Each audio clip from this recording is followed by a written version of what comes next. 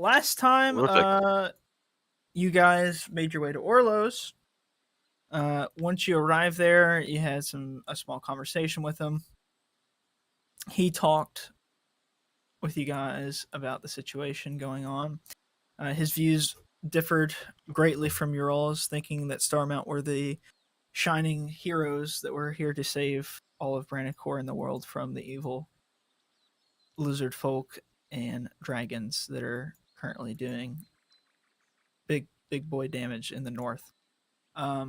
He then left to go get firewood. After he had left, some creatures from Starmount came and attacked. You guys met Julep, who appeared from the Fae through a portal, having this weird device that he didn't know how to work. A couple Fae creatures followed him in there, which had a fun time with Saoirse. Gangu, after killing one of the creatures from Starmount, ran to go track Orlo, finding him and two giant automatons standing next to him. The rest of the group followed Gangu. You guys had conversations with him. And I believe that the last thing that happened was Orlo said he will do what he must, and then back behind his shield guardians. And I believe that means we need to roll initiative. Orlo Kenobi. These are some serious daddy issues. Some serious ones, yeah. I will do what I must. You will try.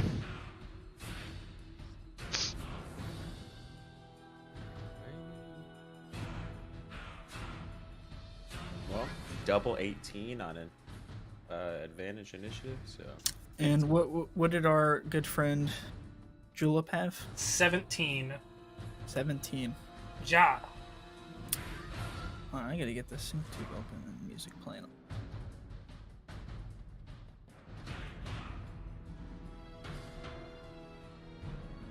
All right. Terrific. Ojitai, as Orlo backs away and says this line, you realize that battle is commencing. You're up first. What do you do? Realizing that it's about to go bad again, I am still very hurt, so I'm gonna first take a drink out of that.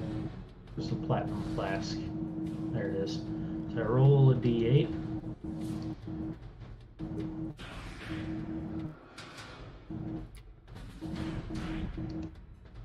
Oh shit, that's a superior. I'm gonna need that. How many dice is a superior?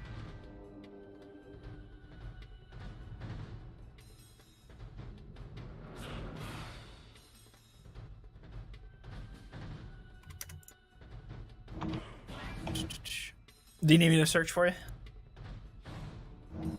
It is...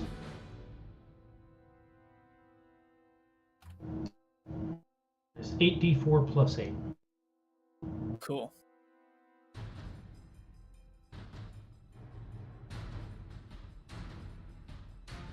Alright, so you heal for 8d, so... 26. Heck yeah. Is drinking from that an action? Bonus action. Cool. Are you attacking left one or right one?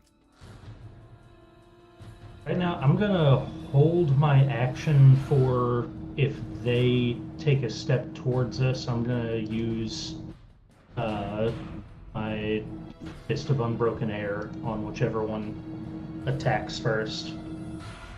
I'm gonna stay out of range. Alright. So you're holding action? Mm-hmm. Alright. You see Orlo. He was kind of ducked behind the leg of this one. And he spins around it and looks towards the group. I did not want it to come to this. Liar. But it is must. And he looks towards Gangu and Saoirse. And he goes after Saoirse first. Cowabunga dudes. And you see he kind of holds out like his hands, and he blasts this arcane burst out towards you, and it shoots off past us like a screaming bullet. It's a ranged spell attack. He goes flying past you. That would probably trigger me holding my action, though. All right. So I'm going to make that attack. So he has to make a strength 18 save. A strength 18 save. He did not pass the save. Right, so I'm going to roll 3d10. All right, so 18 damage on him, and he is pushed back up to 20 feet and knocked prone. All right. So he goes flying way back here under the tree, and he just kind of like hits the ground. He just kind of slides across the ground. So he's on the ground, and he uses his movement that he has to stand up, and then he again looks towards the group.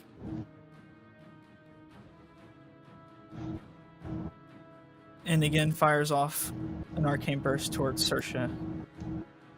14 doesn't hit you. Goes flying off. He looks over towards Gengu. And he goes to launch a spell attack towards you. Does 16 hit you? Yep. You take 24 force damage as this burst blasts into you. 14 AC Pepe laugh.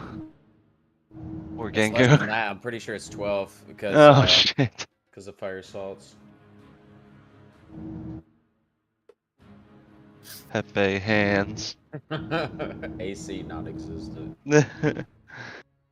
Just tell me the damage and I'll tell you whether I like it or not. All right. Gengu, it is your turn.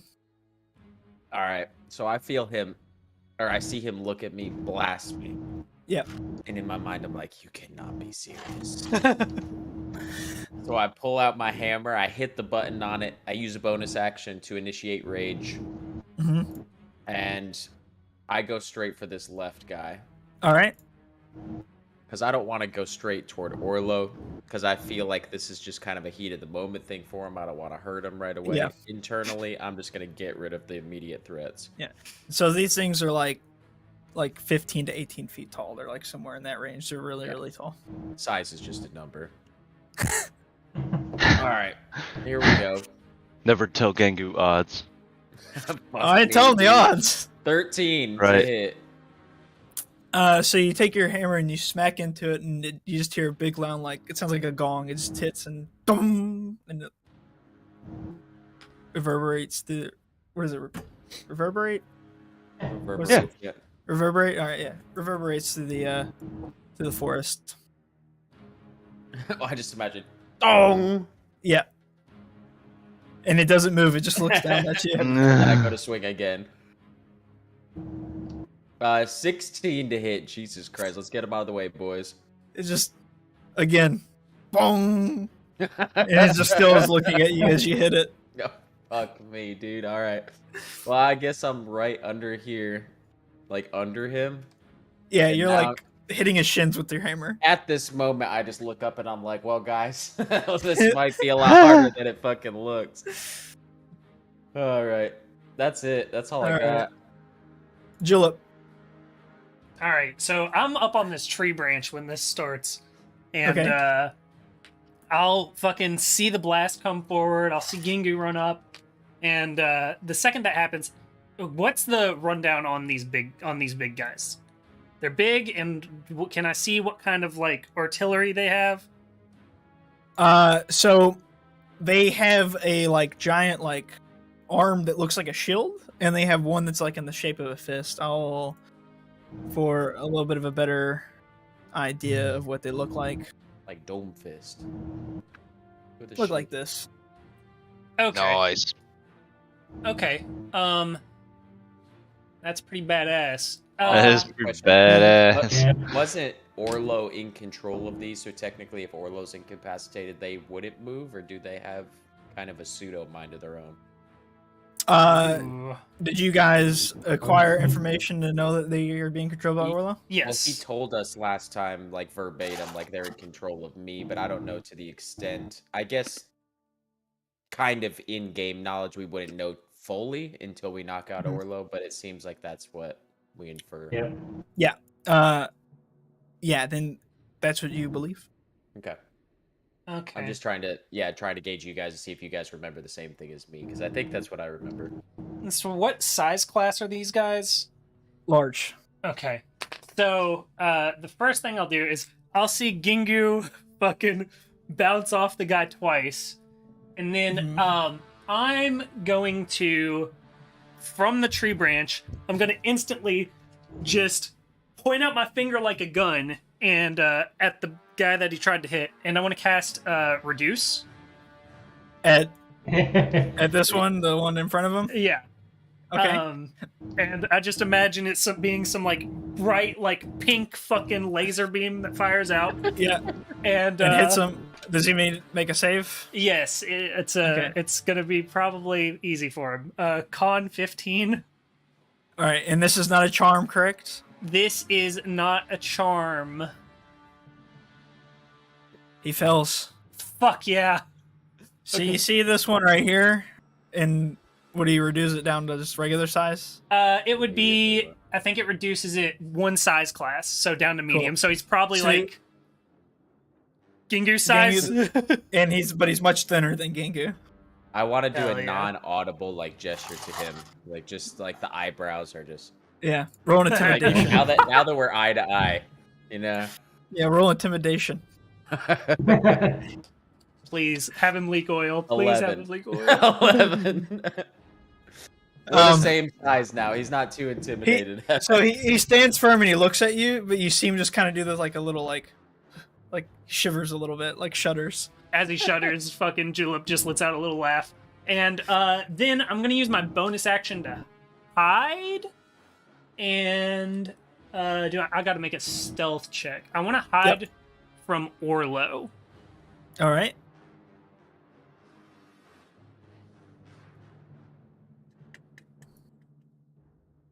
So make your stealth roll. It's a natural 20. All right. 33. Fuck did he do?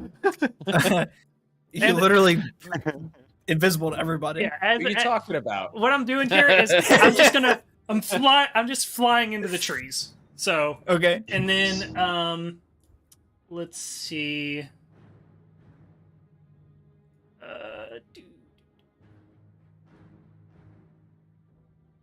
Can't quite make it.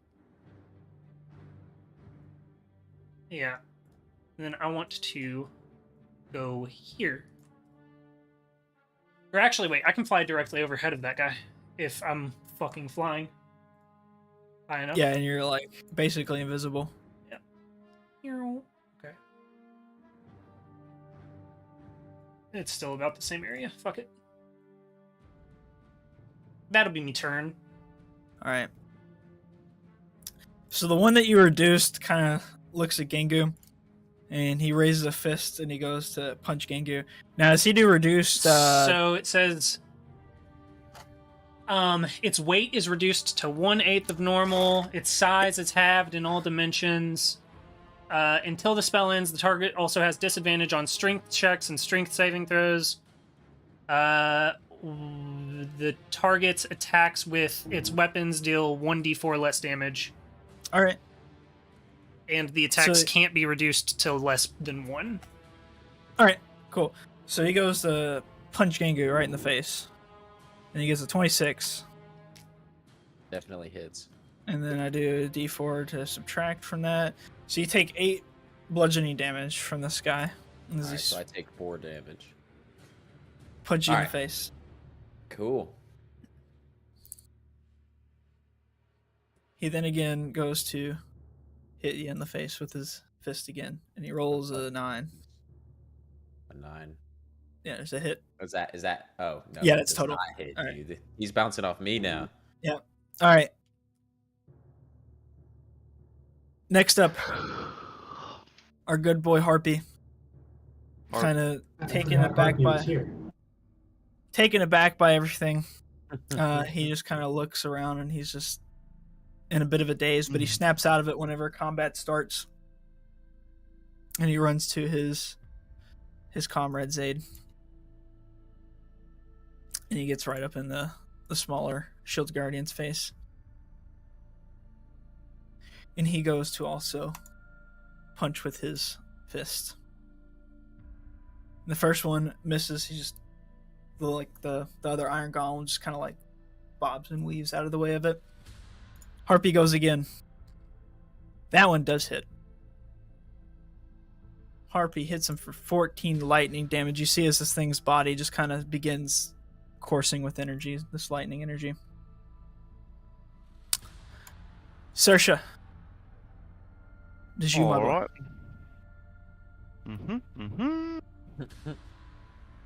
All right. First, I will give the old hammeroo a smack down on the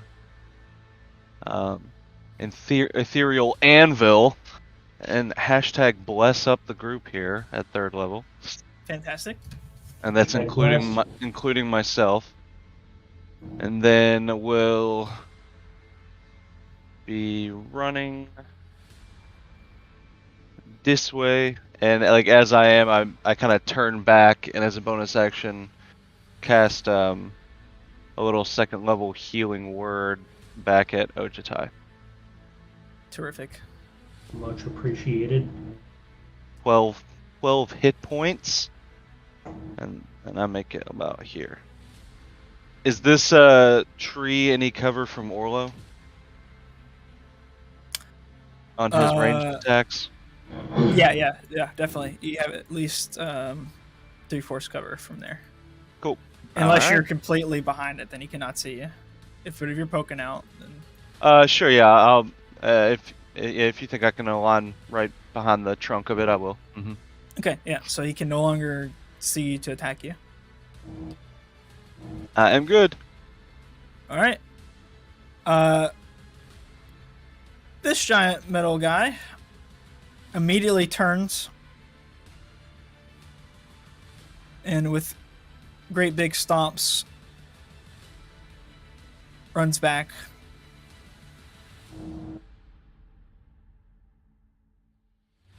And holds position just in front of Orlo.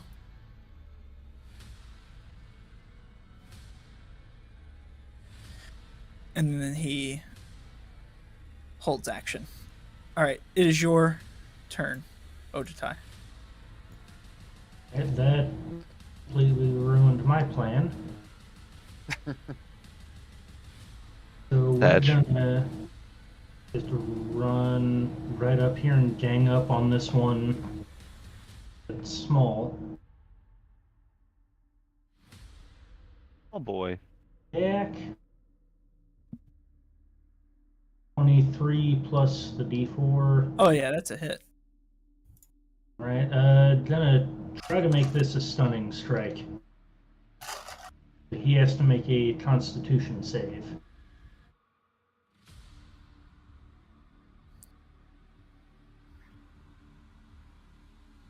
He has to make, a con save? Constitution save, yep. Alright. Y'all, can you still hear me? 7. Yeah. Yep. My Discord has crashed. Hold on. I can't see anything. He got a 7. So he fails. 7 fails, so he is stunned. So that's going to be 12 damage on the first hit. Alright. As I kind of punch in, I'll hit his shoulder and try to lock it in place to where he can't move it to block anything. That's a 19 plus the D4 is going to be... Oh, he's gone! Bye, Go. Lucas. Goodbye. Rip. We'll hold up a second to see if he comes back.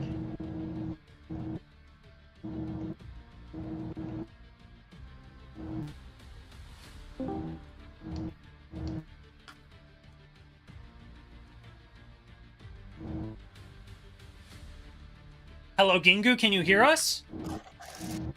Gengu, can you hear me? Gingu, Hello, wake hello, can you up. hear me? Hi. Okay, heard that. Can you see me? No. Not yet. No. Yeah, for some reason my Discord is like completely black. I'm trying to get it closed. I just force closed and reopened, but it didn't do anything. Did you run as administrator? Yes, always.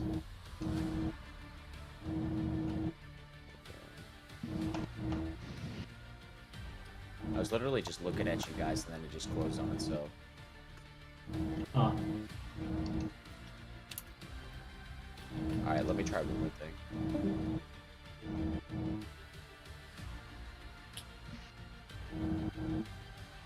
I don't like that this big one has moved between me and Orlo. I'm not a fan of that. same. I mean, he didn't had see you. plans, man. He didn't see you. He just.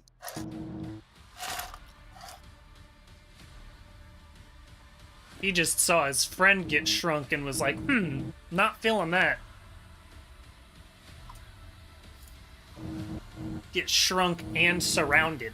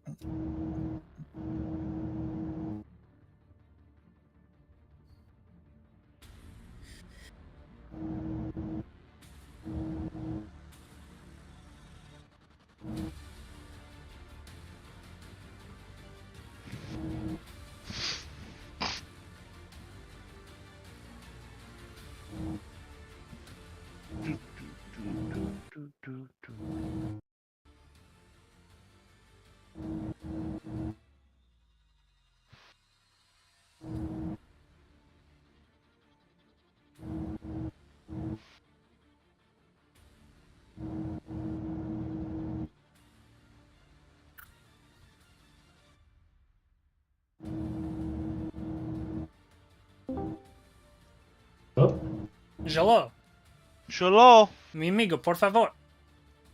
There we go. Okay. he's back. Gingu has returned. Praise be. At reason. How was the ethereal plane? Interesting. Matt was there. He said hello. Hello. All right. So we And- left and off. You'd punched him once. Yeah, second punch was a 22 to hit That'll hit. for another 8 damage. Sorry, 8 damage. You smack into this thing. and bonus action smack. You're putting little dents in this thing after Gengu's hammer just kind of bounced off of it. That one's definitely gonna hit. All I like right. to think that I, broke the seal a little bit. And another 11 damage. 11 damage into it. Terrific. So you give this thing a couple good punches, and it just stands there, and it seems like it's no longer responding to like any attacks coming in or like anything else. It's stunned from that first one. And does that complete your turn? Any movements? Yes, it does. All right. I'll hold where I'm at.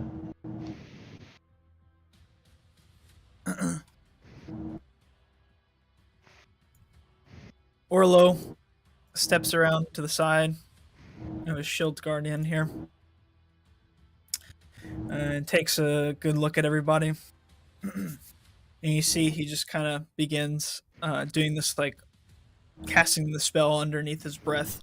You can see him just kind of charging something up. And he holds out his hands towards you guys. And let me get out a... We're about to get Like the sound coned. of this. We're about to get fucking coned. I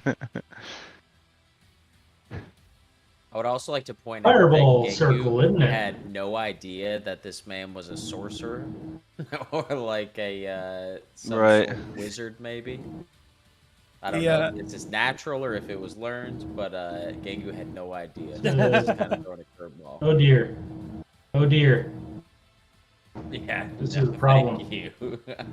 Hey, that circle's kind of big. Oh That's- no. Oh, that circle's Yeah. really big. Stop it. Stop it. I would like to say I'm in the trees. It's kind of an oval. What's that? Oh my god. Yeah, I'm trying to make like Oh my we'll god. do we'll do. Another parachute. I mean, that's big enough. It's got everything. I mean, if it gets any bigger, I mean, technically it is a little bit bigger than that. But if it gets any bigger, I mean, That's what she said. I yeah, assume he can control how big it is, right?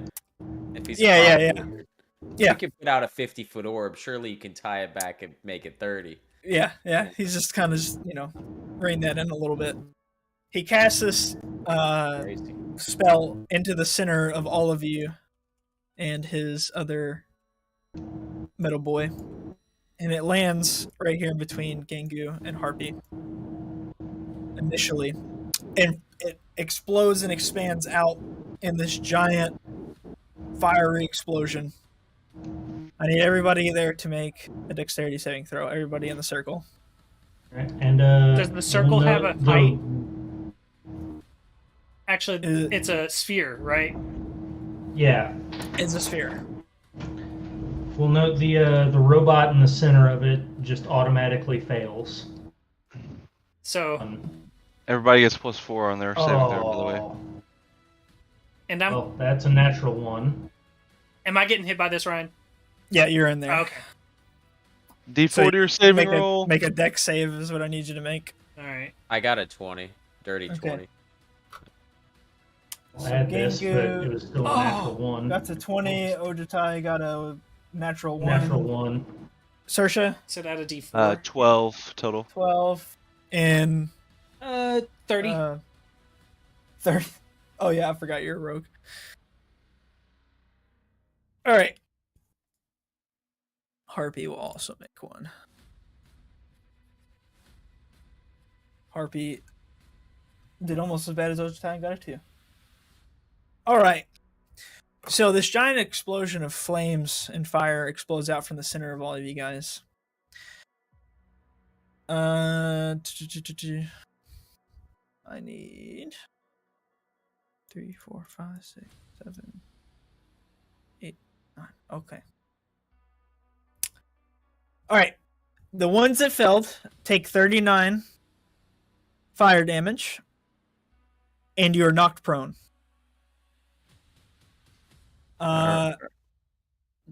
Everybody that saved takes half of that, so that'll be 19 fire damage, and you're still standing. Julep, you have an ability that makes Yes. you take none, so you don't take anything.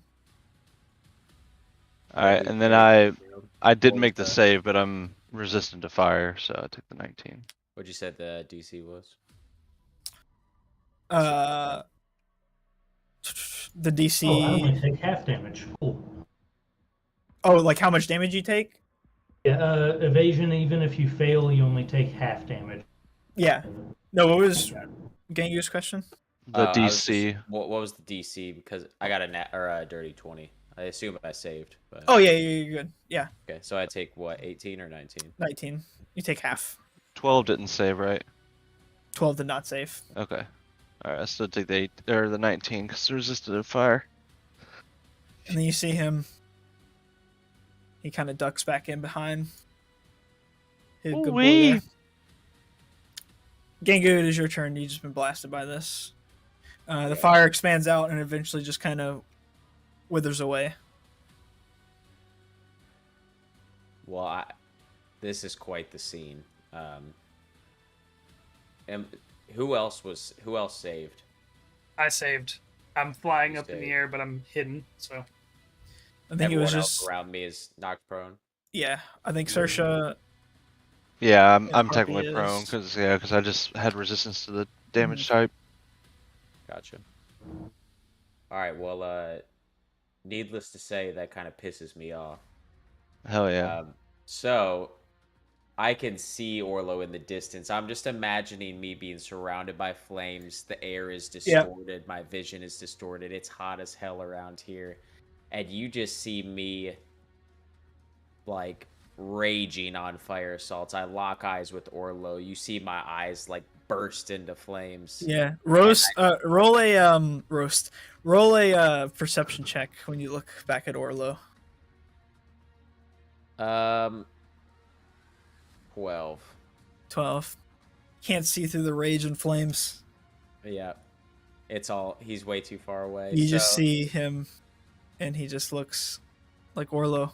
So after this hits me, my hammer's just down and back. You see me just like burst into anger, pick up my hammer, and I'm just going to town on this guy in front of me. All right.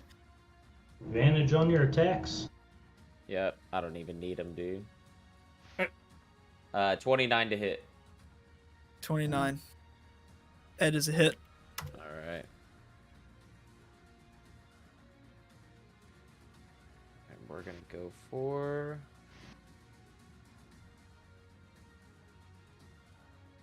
13, 25, 28 damage. 28 damage. You put like a hole in its side. The fire has kind of made the metal a little bit weaker on him, and you punch straight through, and there's a giant gaping hole. And you can see that there's a mixture of arcane energy and like coils of like copper wire inside that's powering this thing. All right. Does it look familiar to anything I've seen before, like around the farm? Around the farm, Or does it seem like more sophisticated? It's definitely more sophisticated, but you have seen Orlo mess around with small bits of arcane energy and like copper wire and stuff like that, trying to create and build stuff. Okay, so I note that, and I don't stop here. I'm just gonna keep smacking. Yep. Do you say I have advantage on attacks? You do. Do against this guy. Okay. We've got 28 to hit. That'll hit. Bitch. Do. Will do. All right. We've got 33 damage. So you smack where that hole was, and your hammer goes through all the way through, and you literally chop this thing in half. And you see like it falls to the ground. The legs just fall forward, and its torso kind of lays with like its internals. It's like arcane bits and copper wire just kind of sparking at your feet, and it's dead. Sweet. Bang. Sweet. And then as a bonus action, I am going to run up to this guy and do a frenzy attack. Nat 20. Didn't even. Damn. It's Oh, a yeah. hit. So what? It's double the hit dice. Yeah. Because I've got some like weird modifiers to get Yeah, it. yeah. So I think it's double all damage. By Orlo's Ray, by chance? what is it? Did you get hit by Orlo's Ray earlier? I don't. Yeah. Think so. Like- You Or- took half damage. You took half damage. You saved it. Yeah. The Ray. No, the Ray, the first Oh, attack I that he did. So the first attack on the little guy would have done double, I Oh. guess. And then after that, it fizzles. So my second attack would have been normal damage. So I don't know if Yeah. that first one was enough to KO him to where my second attack could go on the big guy and then bonus action also on the big guy. But yeah, I didn't know it was a Ray. We're good. We'll just keep playing as is. Okay. But yes, so that was 27.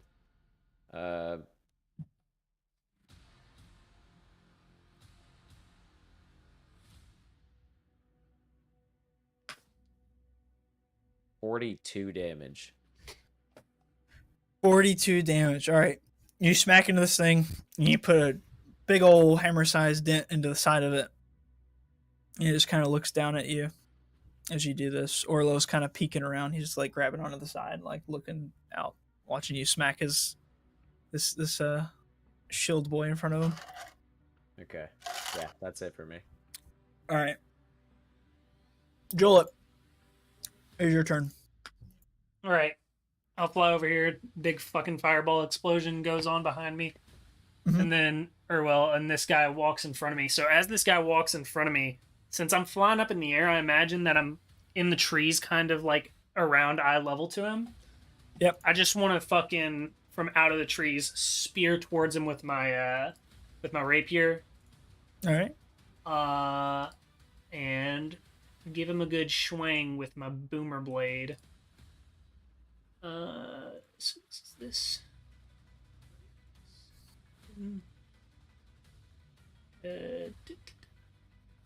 29 to hit. That's a hit.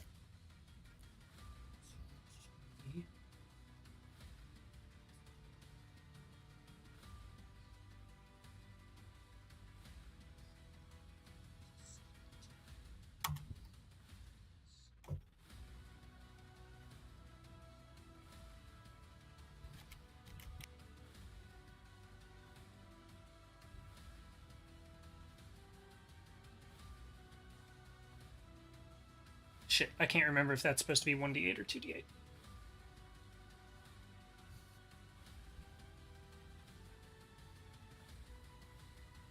Okay, 2d8, yeah. And then this. Where the fuck are you? Where the fuck is it? There it is.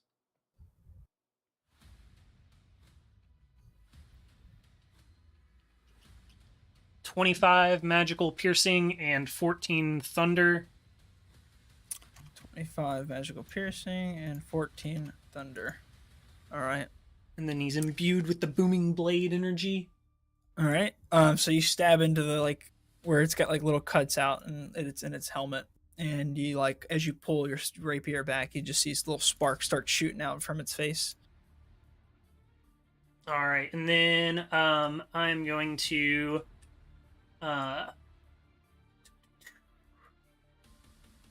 once I've done that, so I guess I would have flown up to here. I'm gonna whiz around the back of his head into these trees, so that I'm like behind him, but probably like 10 feet out from his face. And then I want to bonus action hide once more. All right. Go ahead and roll your stealth. Let me know what you get. 28. 28. All right. You successfully hide from both Orlo and the Shield Guardian.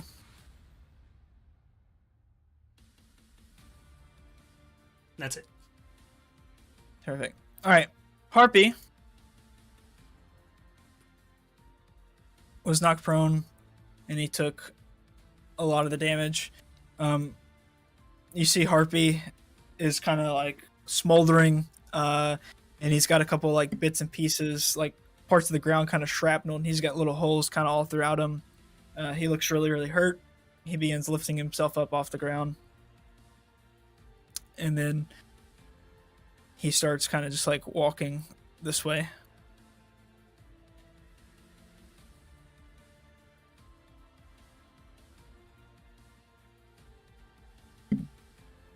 Saoirse, as he walks past you, he doesn't look at you or anything. Saoirse, it is your turn. Poppy, where you go? I use my free action to holler out at him.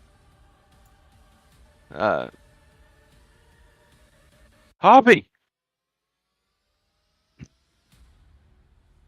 He kind of like turns and looks back at you, and you realize that like a big chunk of his face has kind of like been blown off, and he's got sparks and little bits coming out of him. Shit. Okay.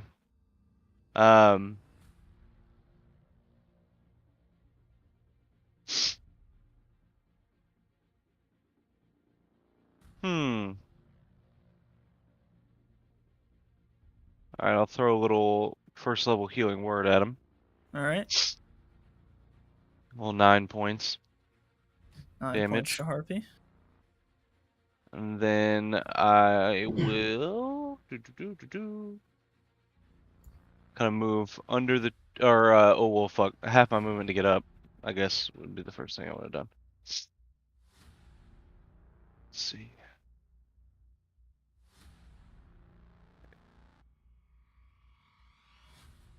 I come here, and then I'll cast Toll of the Dead.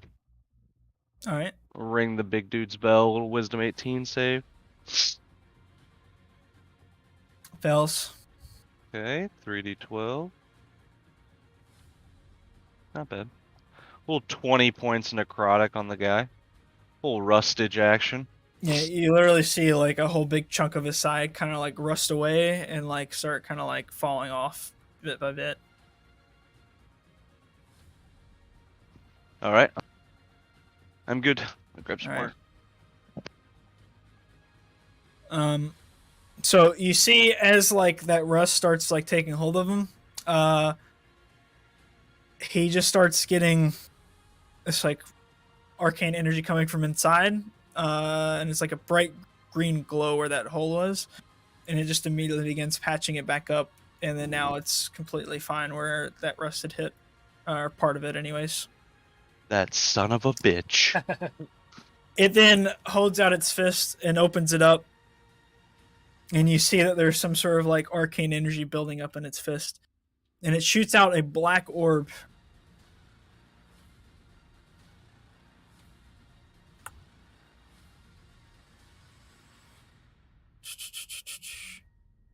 Let me. And shoots out a black orb.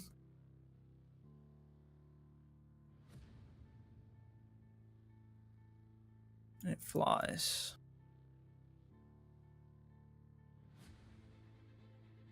To here. Ah, more AoE.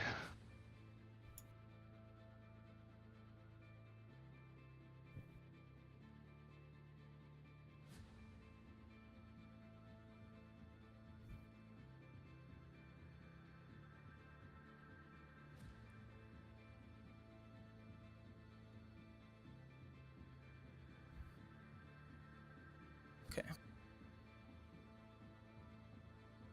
Damn it. Grab the damn pool.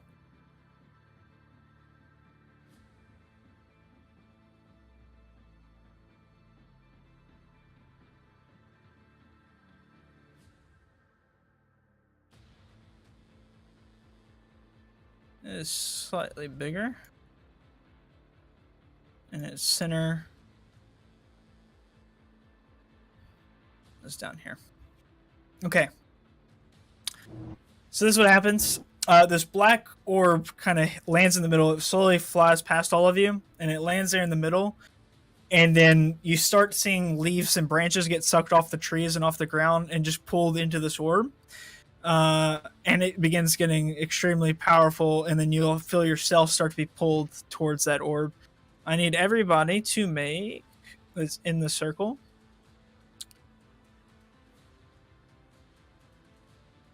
I need you to make a Constitution saving throw. Bless. Bless up. Not good, man. Fuck me. All right, it's not a nat 1, but I'm not even going to bother with the bless roll. Okay. 'Cause that's a 3 total. I got no 11. 11.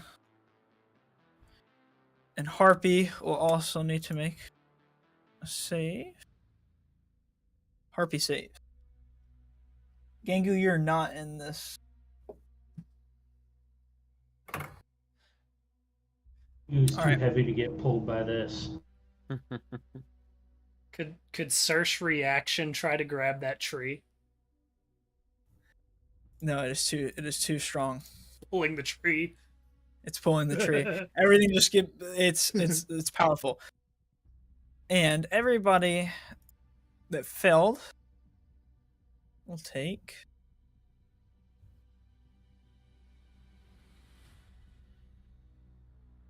everybody that fails takes 23 force damage.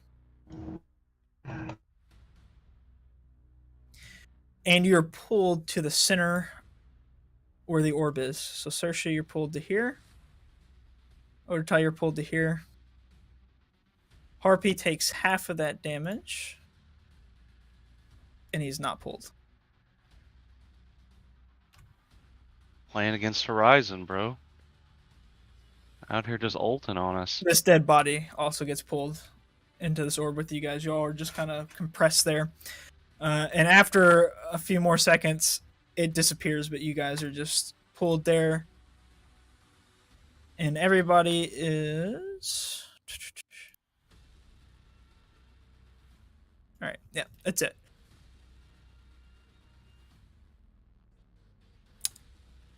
Ojitai, is your turn. I was already prone when that happened, so I'll pop up. Kick him while he's down. Run up to this side of that giant golem there, and I'm gonna do a breath attack in this direction. So trying to dodge to where I'm not hitting Gingu with it. It's a 15-foot cone. All right. And they have to make a dex save. All right. Both of them? Both of them. Anyone that's in it. All right. What did they need to beat? 13. Orlo beats it. The fairy guy. I'm Who'd you look? trying to do it to where it doesn't That's a hit tight him, but I window. can't guarantee. I'm in the tree. I'm in the tree. I'm like 15 feet up in the trees. All right, and you said a I mean, 13? cone goes, Oh. yeah, 15 up too. Yes, 13. They both save. Okay, so half damage on this. 9 damage on both. All right. I'm gonna do it again. All right, they'll both make another dex. All right, Shield Boy fells. Orlo fells. Right. Dice, don't let me down. Another 18. 18 to Orlo. 18 to the Shield Boy.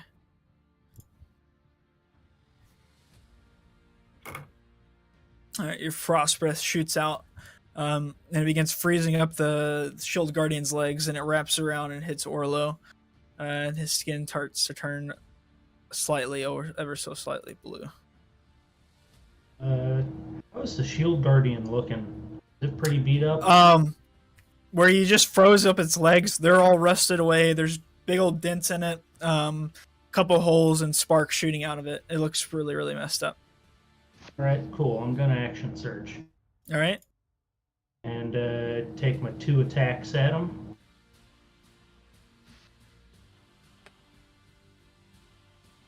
Not great. See if the bless roll helps. 17 to hit. 17 does hit. Bless up. And we'll use the last of the key points too to go ahead and try to stunning strike him again. All right. That's a dex save. Yep. He gets 13. No, that's a Constitution save. Gets an 8. All right, so he's stunned and takes 11 damage there. 11 damage.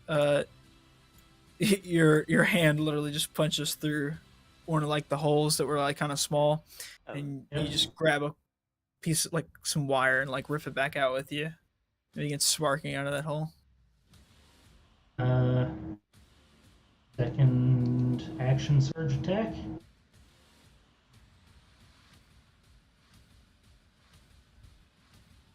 $18 plus bless is 22 total. That'll hit.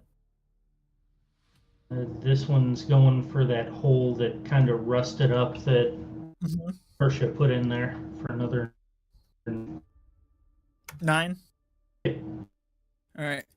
You punch through that soft bit of metal that's all rusted up, and once again you rip out some more wires. It's sparking all out of it, and begins looking extremely, extremely weak. You see it stumble a little bit, and it's stunned. Does that complete your turn? That does. Orlo kind of takes a step out from the side of this thing and kind of walks forward here. Walks underneath its legs. And is basically just standing underneath of it. and looks directly at Gengu. Gengu, it doesn't need to be like this, Gengu.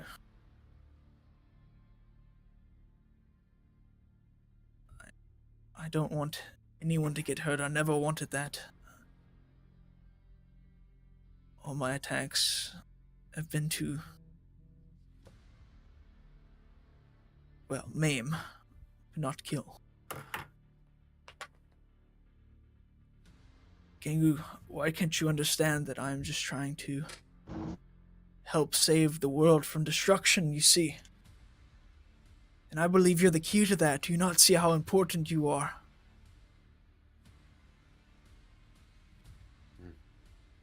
Just please come with me to Star Mountain. Your friends too, I can clear things up with them.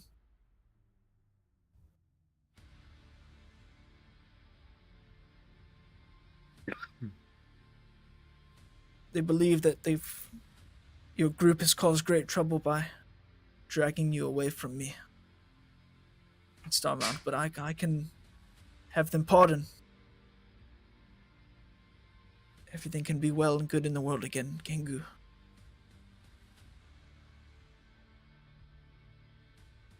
I'm begging you. I would like to just chime in and say one thing. Is it my turn next? It is. Okay. That's all he does for now, and he waits for you to respond. You see, Orlo, you want to rid the world of destruction, but yet you've created one much worse. And then I grip my hammer even tighter.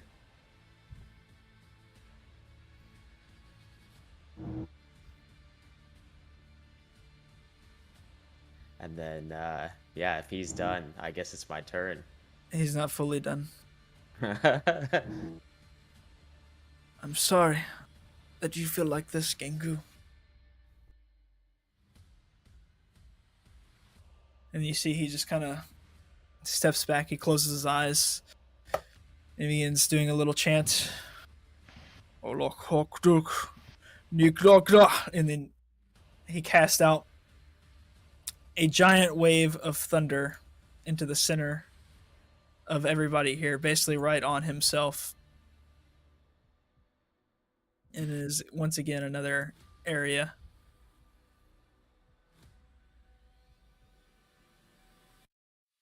of effect.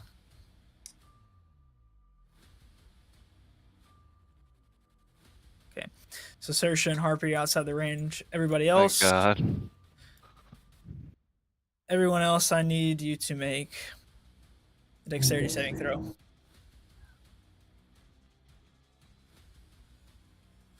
Thank Christ. Natural 20. It's gonna be close. We're still, Blessed. Oh, Yep. did you take damage? Oh, I have. Yeah. I have twice actually. The fire and the You want to roll a con save real fast? grav field. Yep. I can roll 2. I don't know what the damage was of those. Oh were well, I both mean, I guess it about doesn't 20. fucking matter, eh? Yeah. Yeah, the first So one was we're- 9. It would have Alright, dropped. So you no longer have bless. Okay. no, Um, 12. 16. 12 for Gengu. 28. Woo! Alright. You said 16 Yeah. for Jolet? Yeah. Alright. So Gengu takes the full brunt of this, and that's 38 damage. What kind of damage? Thunder. Well, damn. And you're knocked prone. Everybody else takes half of that. So that would be 18, I think. No. Asian, and I take nothing. Evasion Brothers, dude.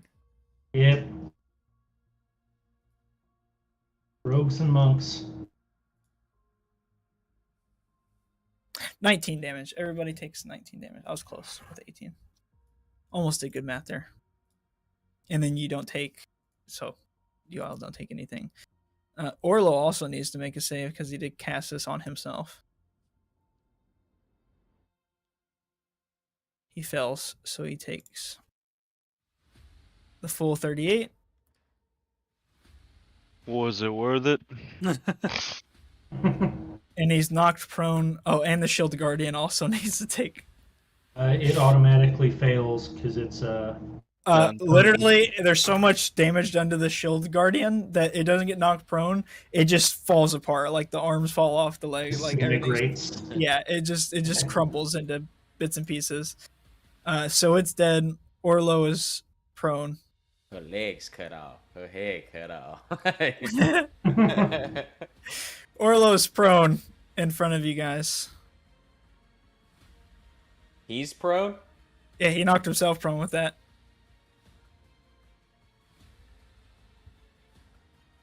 Gangu, it's your turn. I assume I gotta take an action to get up. I think it's half your movement. Half movement, get up. Okay. So no action?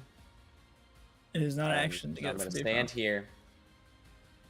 And Orlo's just on the ground under me. What's his demeanor? Does he seem confident? Does he seem skittish? He seems bloodied. He's got a little bit of blood all over him, and he's just laying there. And he looks up at you, standing over him.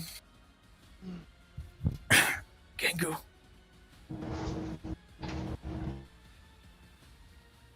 We could have saved the world, you and me. You were my greatest creation.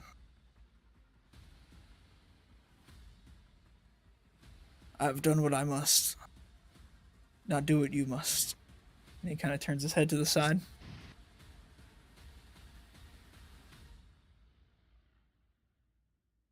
I'm just gonna take my hammer and smack it down right next to his head. Okay. I need you to roll the hit, because if you roll a 1... You're fucking braining this guy. All right. It's with advantage because he's prone. Praise Borden. Oh shit! It is with advantage. So unless you get 2 1s right now. I got a nat 20. Okay. Oh, hell yeah. Imagine Perfectly the fieriest, most intimidating swing you can imagine. And it's like literally Like, it yeah. right here. It's like right next to his head. Singes his Some of eyebrows those just a some of little those bit. like white old men ear hairs are sticking out Yeah. and it Just get singed down, I got dude. some, Yeah. I got some of his Things beard going hair on. in there too. So. Yep. And then with that, I'm going to pick up my hammer, turn around, and just start walking away. And Orlo just kind of looks around after this experience. It could have been us, Gangu! We could have saved Terranthrial, you and me! Gangu! Gangu! Yeah. I'm done with this business. I'm trying to leave. I step into between his line of sight of him and I'll unlethally cast Toll of the Dead to like knock him out. On Is it- Orlo? Wait. Yeah. Are we still in initiative? Yes. I mean, technically, right? Okay, Yeah, never mind. technically. Never mind. Yeah, that was just So my it movement. would be Julep's Julep. turn.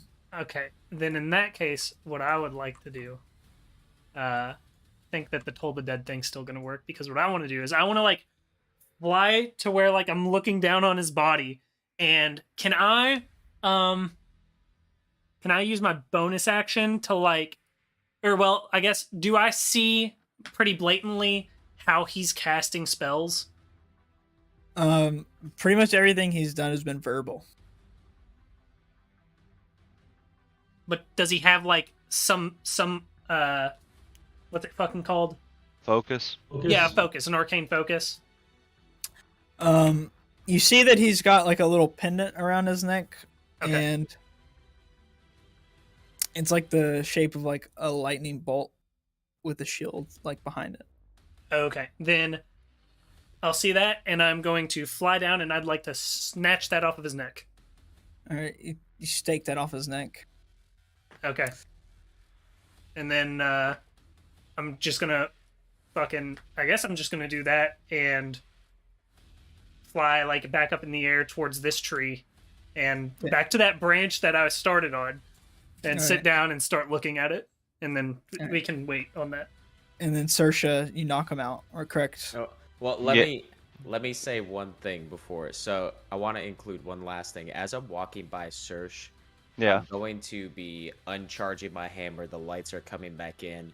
You can see like my rage is starting to wear off. I put my hammer away, and then I just look at Sersh and say, "Do what you must," and that's it.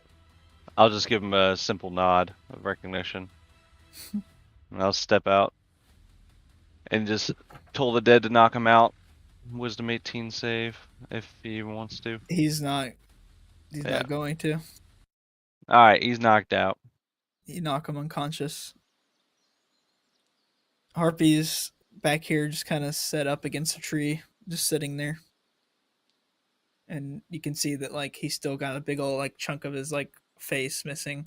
His smile's like that it was like there is like in half now, and you can see that like it's just basically like this whole portion of the face is just gone. And there's just sparks and like bits of like cable and arcane energy shooting out of it. That's not good. That's not good. Alright, let me see here.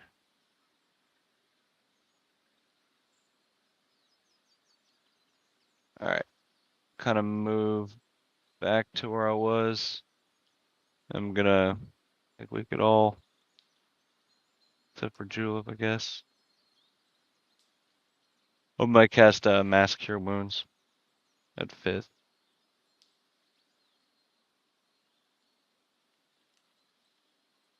Alright. 20 points of healing for everyone. Ooh, that's Ish. so much appreciated. You can see his face starts to kind of come back together a little bit. Still a little bit missing out of it, but the smile that's permanently on his face returns. And he's just standing there, or sitting there, sorry, just kind of blankly staring forward, leaned up against a tree. While I'm up in the tree examining this necklace, can I just have Bigsby just fucking like scouring over his body looking for shiny shit? Yeah, go for it. Have him do an investigation.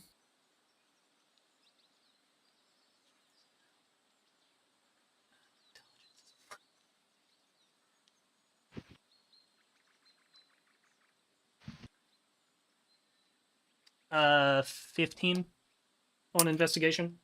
15. So you're kind of going through him while he's laying there unconscious. And he does have like a small like purse of coin. It's about 11 pieces of gold in his one of his pockets.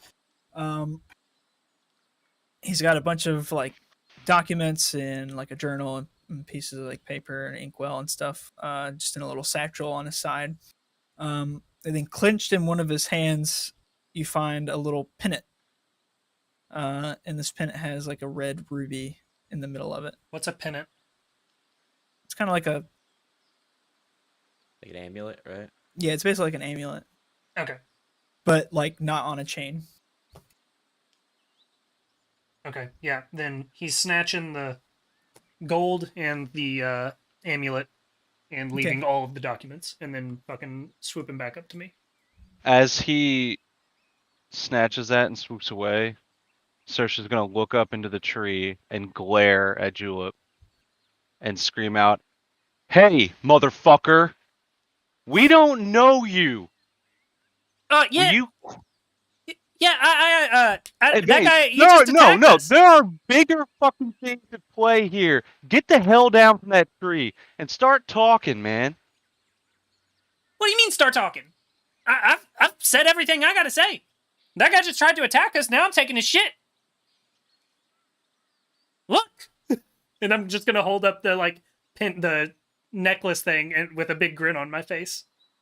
All right, I hold my hand out. We'll give it here. Are you gonna give it back? Maybe. Can I insight check that? Sure.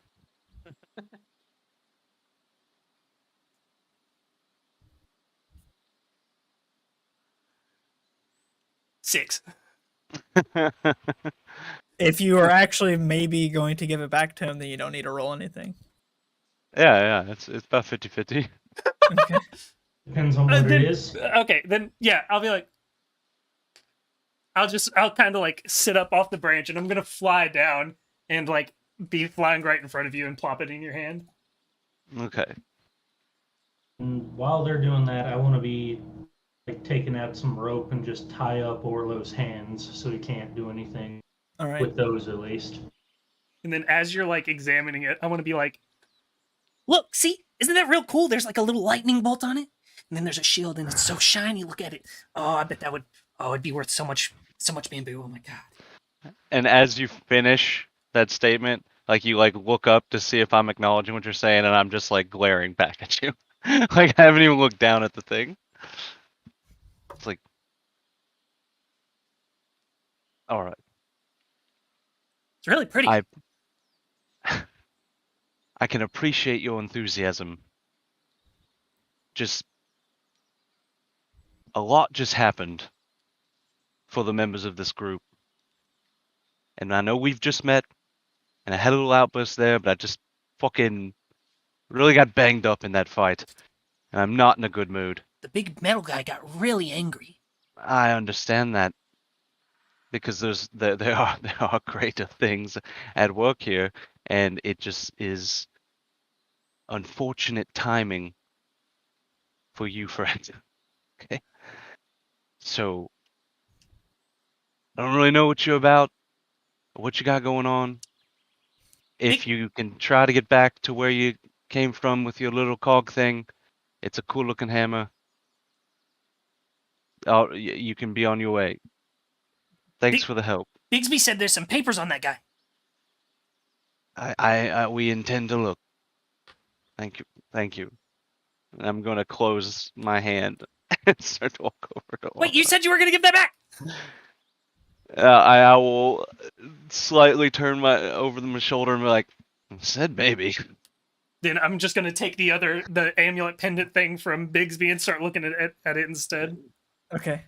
So you start looking at it, and it's like I described. It's like a silver pendant, like with like a border, and then there's a big like red ruby in the middle of it.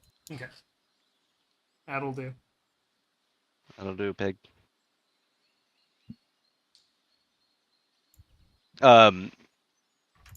Since I watched Bigsby investigate, he would have been like pulling like shit out. So I would have seen the papers, maybe. Yeah. Could I examine those? Yeah. So you start looking through the papers, and it's a bunch of notes on kind of like inventory / ledger on people that have been at Orlo's place in these like loose papers, kind of like bound together with some string. And it's just like several different families. Like you have like the Bigsbys, it was a family of 4, woman, child, man, and another child. Stay, and then like it says like kind of stays at Orlo's for 3 days, and then were escorted towards Starmount, and then it's basically just kind of lists of that. And you see probably there's like 30 to 40 different families or groups of people that have come through, stayed, and then went towards Starmount. Scanning through those names, do any stick out by name or stick out as obviously not a family member, or like maybe like a single person? You do see a name that does stick out. A family of 2, a woman and a man. No shot. And the name next to him is Kankins. Shut up! I Damn knew it. you were gonna fucking do that. Oh. God damn. Pulling at fucking heartstrings, man. Hey, they lived. They made it. Yeah. While this is going on, I would like to smash open this automaton's head that's on the ground here and check to see. I'm just checking to see for a crystal or anything. Okay. So you smash down its head a couple times, and you do see kind of right in the center on like a little like metal like staff, like kind of like, so imagine that there is like a little piece of metal like rod coming down, and then a piece coming up from the bottom, and in the middle there is like another red ruby that is inside this thing, just kind of in between those, and you can see that's kind of like this thing's heart or brain. Yeah, we're ripping it out. All right, so you just rip it out. Yeah. Are there any notes next to the names in terms of like exit notes? Like maybe notes on where the when they left Orlos, where they were headed? About the Kanken specifically? Yeah, just, okay. Just in general, and then of course I'd be looking at Kankens, yes. Yeah, so there is.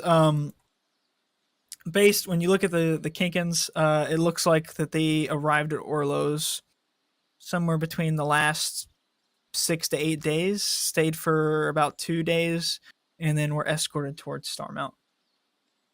Right, that's what I was looking for. All right. I'll extend the paper out to Ojitai. Like, son of a bitch, you'll never believe who made it. And just have like as I'm handing it, my thumb will be like on next to the name. Just out of curiosity, who went to? Because I know that some people went to when you guys went to Orlos originally. Mm-hmm. 2 of you went to Orlos, and the other 2 went to the nearest town, Sumber, whatever. Sumber Hills. Yeah. I think Ojutai went with Rango to Sumber Hills. Yeah, it was Gengu and I. Ojutai, you look through it, and then you recognize the name Walla Walla is also in that paper. First, I'll notice the Kinkins and just kind of give a laugh of they actually made it out of there. Well, at least a little bit of good news. Rango will be happy to know about Walla Walla. Yeah. The only thing is, looks like everyone on this list ended up being escorted to Starmount. I still don't fully know what that entails. At least he's hopefully alive. Hopefully they've got some kind of refugee camp set up. But that's going to be one of our next stops anyway. Mm-hmm. And then did this Guardian kind of like fall, or you said it kind of like fell apart, right? Yep. Is the helmet or head off? Yeah, you could like somewhere? reach in there through like cables and wires. If you're looking for the ruby, you would be able to pull that out. Okay, that's what I'm aiming to do. Never a bad day adding a ruby to your inventory. Yeah, I was gonna show Harpy the ruby that I pulled out of the other Guardian. So you walk over to Harpy with it, and he just kind of looks at it, and then he just looks back towards wherever he was looking, just off in the distance.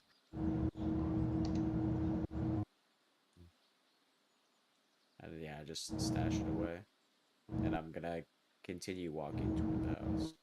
Okay. I'll look at Sersha and say, you want to give me a hand with Orlo here?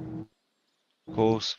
Brian, can you remind me, from last session, Orlo started talking about that cog, and I know that I didn't trust his intentions, but did I trust his knowledge of it? I think you did. I think you insided him and trusted like what he was doing, like he was telling the truth as far as that goes. Okay. Then, are you guys like picking up Orlo at this point? Yeah. Like picking up one arm each. What was done with the documents? They took the loose papers. I don't think they took the journal. Oh, I didn't even hear a journal.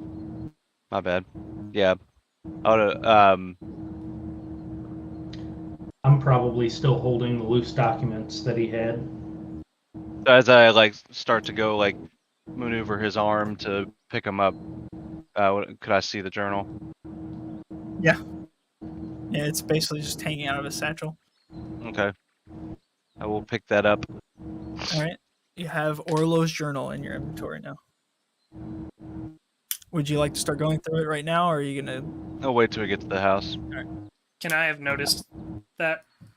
Yeah. Okay. Do a just do like a perception check. I mean, you are just sitting there watching them do this. Yeah. At this point, I would have been done looking at the amulet, and then like as they pick him up, I would want to like be moving towards them. Yeah. And So unless Saoirse's trying to hide it, then you would see it. No, I'm not. Okay. Well, then you see him grab the journal out of his satchel. Okay. And how are you guys picking him up? I've probably just. Like, what are you grabbing? I was just gonna say we each go under one arm and That's sort of what I was imagining. drag him back. So Then you on just drag one him by side, his feet, like his feet on are- Saoirse's side, his hand I'm assuming is dangling. I'm just gonna like grab one of his fingers and kind of like be like helping. And then I'm gonna send Bigsby to the other hand to do the same thing. All right. So you guys grab Orlo. Is everybody going back to the house? Yeah, as we Yeah. kind of start to pass Harpy, I Mhm. guess we'll. Hey, Hop, you coming with? Harpy just kind of looks up at you guys, and he seems very deep in thought, and just kind of out of it almost, but also just extremely deep in thought. And he just kind of holds up like one finger at you guys. I'll say to him, I understand, friend.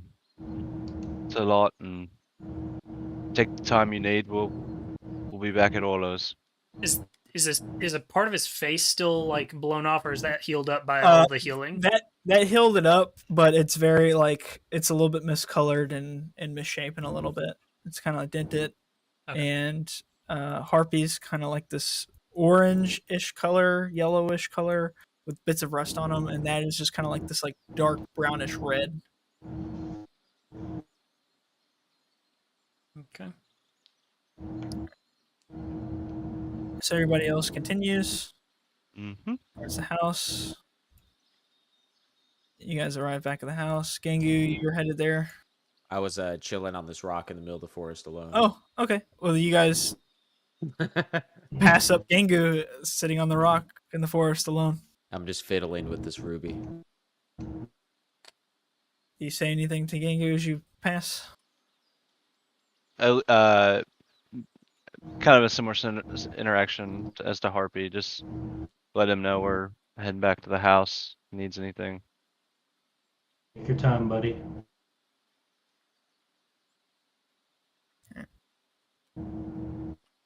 Cool. You guys make your way back to the house. And you arrive there. After a couple minutes, Gangu, you see Harpy approaching. And then he kind of walks up towards you.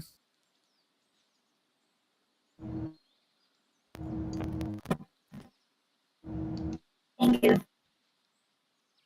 Yes, Hoppy. Do you think he meant it when he said we were souls put in metal bodies? I'm not sure what to believe anymore, Hoppy. It's a lot to absorb. I don't either.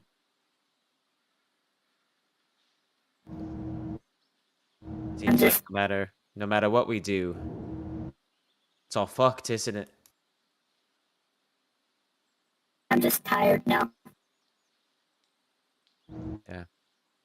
Forever tired. And I don't understand the reason to be tired. Well, Why are we here, Gengu? Hoppy, I ask myself that every day.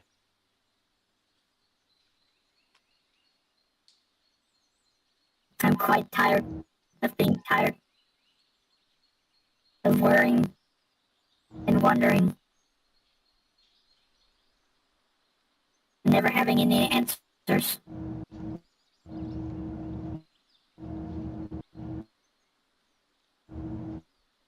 At least Orlo seemed to care for you in some way. Care for me or use me? I guess that's true. At some point, I was just a pile of copper, pile of wires, and this crystal. Me too. But now, I have decisions.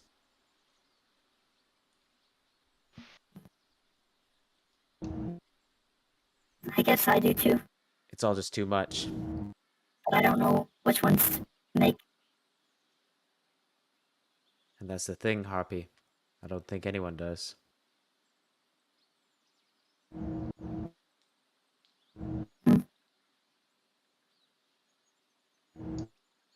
Should we rejoin with the others? They may be worried about us. Maybe. Yeah, let's do it. We shall. Let's go. Okay. As we drag Orlo back inside here into the cabin, where do you guys where are you guys pulling him? Because I have no pull here. I don't feel like. I would think we just kind of still have his hands bound, but laid Just set down him in a corner cot, somewhere or something. yeah. Oh, did you bind him? Yeah, I bound okay. up his hands. Okay. And then I would step out the door and be waiting at the before going into the journal, waiting at the fence for As I'm walking through, our bot boys. I do just kind of want to reminisce about all of the time that I spent here at the beginning of my life. Just like every little detail, and then constantly think back to what was the purpose of it? Is it even real? Did he genuinely care? Or is it just like all part of the scheme? Like all this stuff is going through his head. As a harpy passes, like to stop and kind of place a hand on him and cast another cure wounds. Cool. Do a second level here. 12. Oh. He starts healing up. He starts looking a little bit better. I'll just say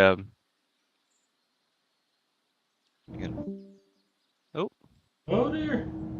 Lucas. You start to get the feeling that, like flesh can scar, that piece of his face will never be the same.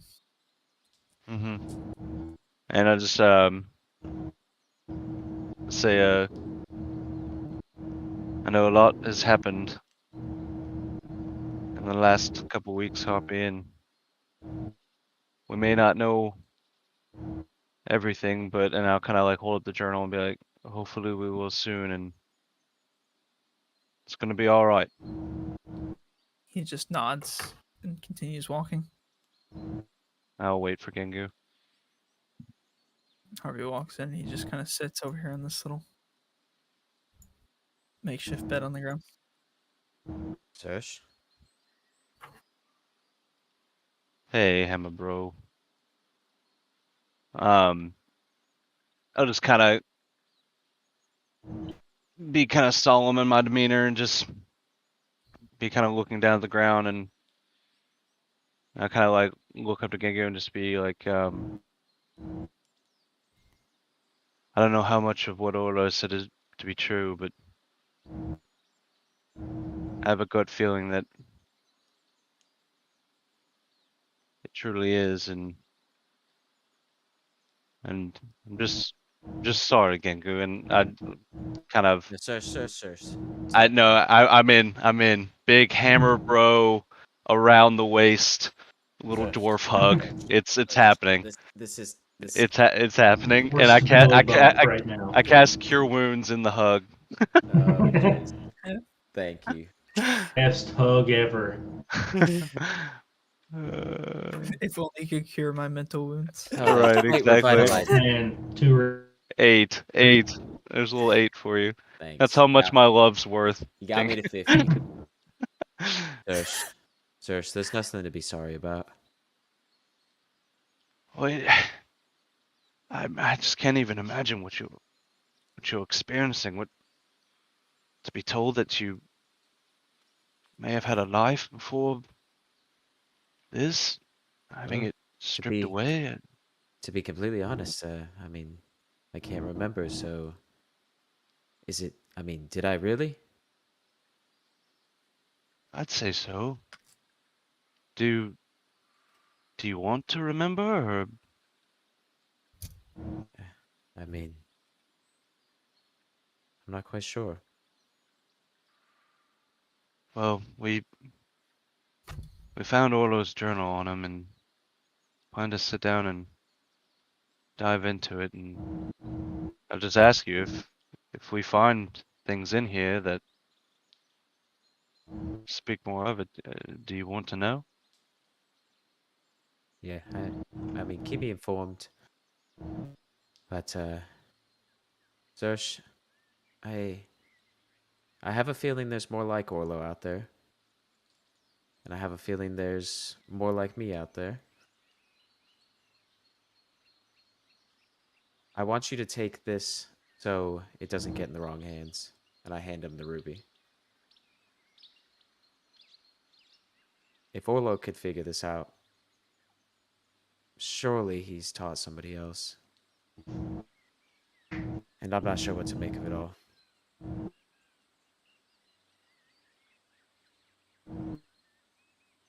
Me neither, friend, but no matter what, we'll fight for what's right. Whatever that is. Yeah. Feel like between the group and Morden's guidance, we've done pretty well at figuring out what that is so far. I think we'll be okay.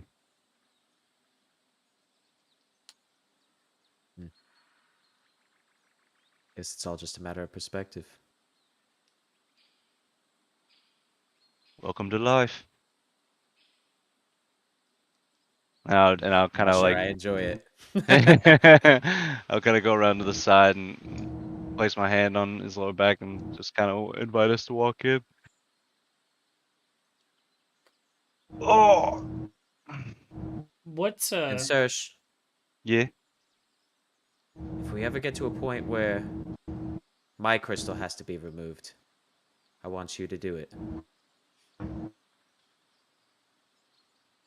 I kind of see me like hold back and like a like initial sort of like reaction of like, and then as I stifle it, and then I'll just of course, Kengu.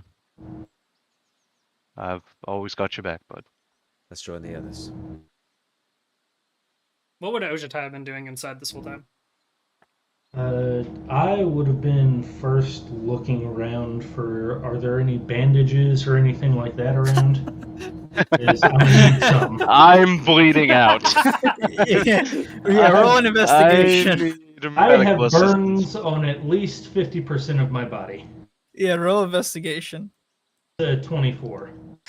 Yeah, you find like you go through the chest and here and you find like in each crate there's like specific things, like you find like a whole crate full of like food, and you find a crate full of just different like bits and bobs, but then you do find a whole crate of like medical supplies, and you do find that there is 2 greater healing potions, 6 regular healing potions, and then enough like cloth to make 6 bandages, which each would do 1d4 of healing. Okay. I'm sorry, that was 4 4 regular? Yep. And 2 greater. And 2 greater. Gotcha. Okie dokie. Well, while he's doing that, did fucking Harpy come in here and like sit down over on this cot? Yep. Okay. What, and is his demeanor sad?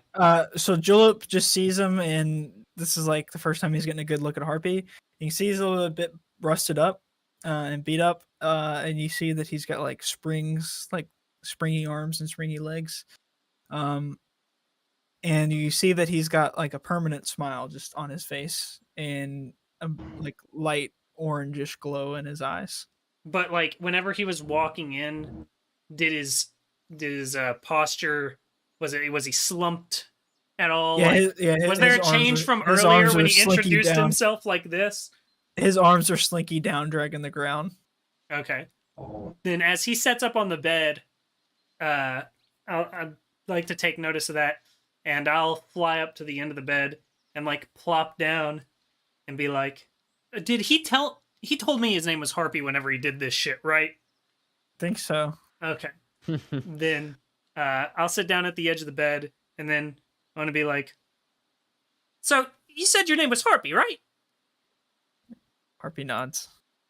And then I'll be like, look at this. And then I just want to cast prestidigitation in front of me, and I want to do like a little like bicycle that's like big enough for, and it's an illusion, but a little bicycle that's like flashing a bunch of different colors that's like just big enough to be like Bigsby's size, and then I want Bigsby to be like riding. Oh my gosh!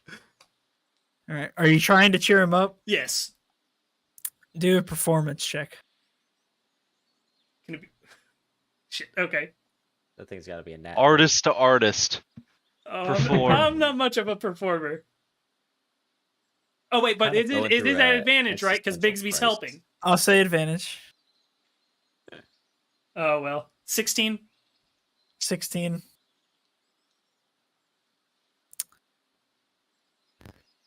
My last owner would have loved that. Made lots of money off that. My last owner would have loved to have make money off you.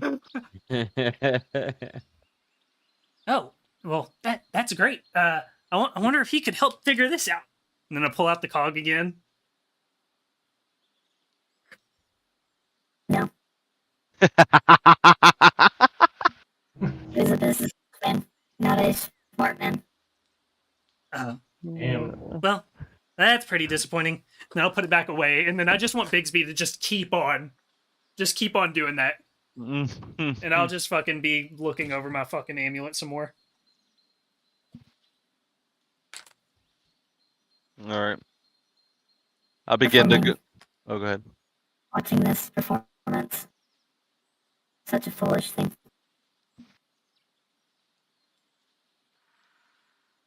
I don't need to perform anymore. That was what I was forced to do. I have decisions to make. And that will be my first. Everyone, I am not something to be laughed at or amused by. I am Harpy. Perhaps someone or something else. I don't know. But I am Harpy. That is all. Okay. And he sits back down. Just kind of look up after he says that of, that's not all, Harpy. You're also our friend. That's the other part that matters. I was thinking about to say Harpy explodes. And for my second decision.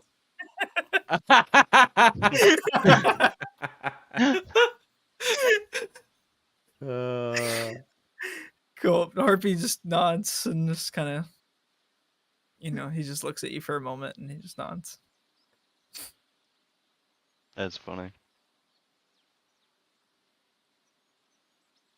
All right. I'll begin to sit down and look through the journal, looking for like key words that we heard Orlo say, about his project, and also about I'll be keeping an eye out for anything related to Julep's item. All right.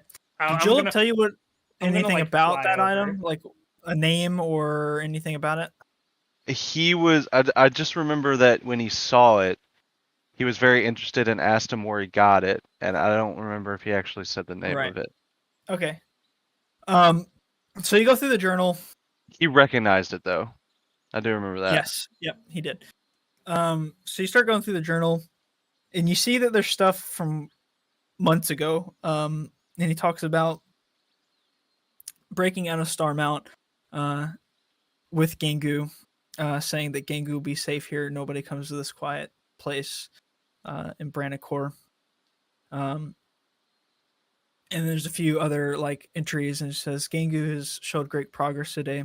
He's fully grasped agriculture, and will make a great farming hand for somebody someday.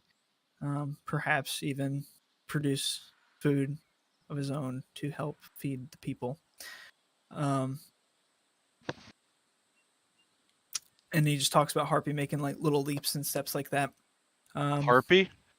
Sorry, Gengu. Okay. Misspoke. And then he writes Gengu has escaped. He freaked out and ran through the home, breaking things, breaking furniture, and ran off into the woods. I spent 2 days out there searching for him and was not able to find him. Wherever Harpy is, I hope that he finds happiness. Mhm. He can escape his past. Anything on the origin of Gengu? Of Gengu? No, nothing specific. Okay, and I guess I would also add, if Harpy's name is anywhere in the journal, I would Yeah, also if I hone keep in on saying that. Harpy, I mean Gengu. Harpy's name is nowhere in the journal. Okay. Cool. It mentions you guys coming back with Gengu. He writes about having seen Gengu again and hearing about the tragedies that are happening in the north of Brannicore and at River March, and how the people at Starmount may have been correct. They might be the only way to stop true evil from conquering the world. And then he writes the very next day, Gengu and his friends have left. I let them escape. I so wish that I could have them back and explain this whole thing. How Starmount is not the bad guys like I had previously thought. How they are really trying to help and aid this world in figuring out a solution to stop pain and suffering of thousands of people all over Brannicore and eventually all over Terranthrial. Sorry. At that point, would I recognize like any pattern in how he was journaling in the pages where he fled Starmount compared to when he was sort of re-upping on Starmount later? Like, So are there clear you don't differences in see his any mention writing? of Starmount at all until after you guys have arrived back, and then everything is about Starmount from here on out. After we arrived back and then went off to the swamp? Yeah, so like when he arrived with you guys and you guys left and ran off to the swamp, that's whenever Mhm. you start seeing Starmount mentioned. And you get a bunch of more key bits of information. You hear him say that Lanius, if you all remember Lanius, Mm-hmm. the professor, Lanius is a Starmount. He's doing great research and helping people, refugees come in and settle in. You see a name, Malos Leandres, quite a few times. And he just kind of has, like, he says, Melios, although I don't agree with a lot of his motives, he's doing what is necessary to help preserve the good people of Branacor. You see the name Jantel mentioned a couple times, and everything about Jantel is very derogatory. There's nothing good ever said about Jantel. Also, a name Henry McKean, and he refers to as Henry McKean the rest of the times you see anything about Henry McKean as Jantel's dog.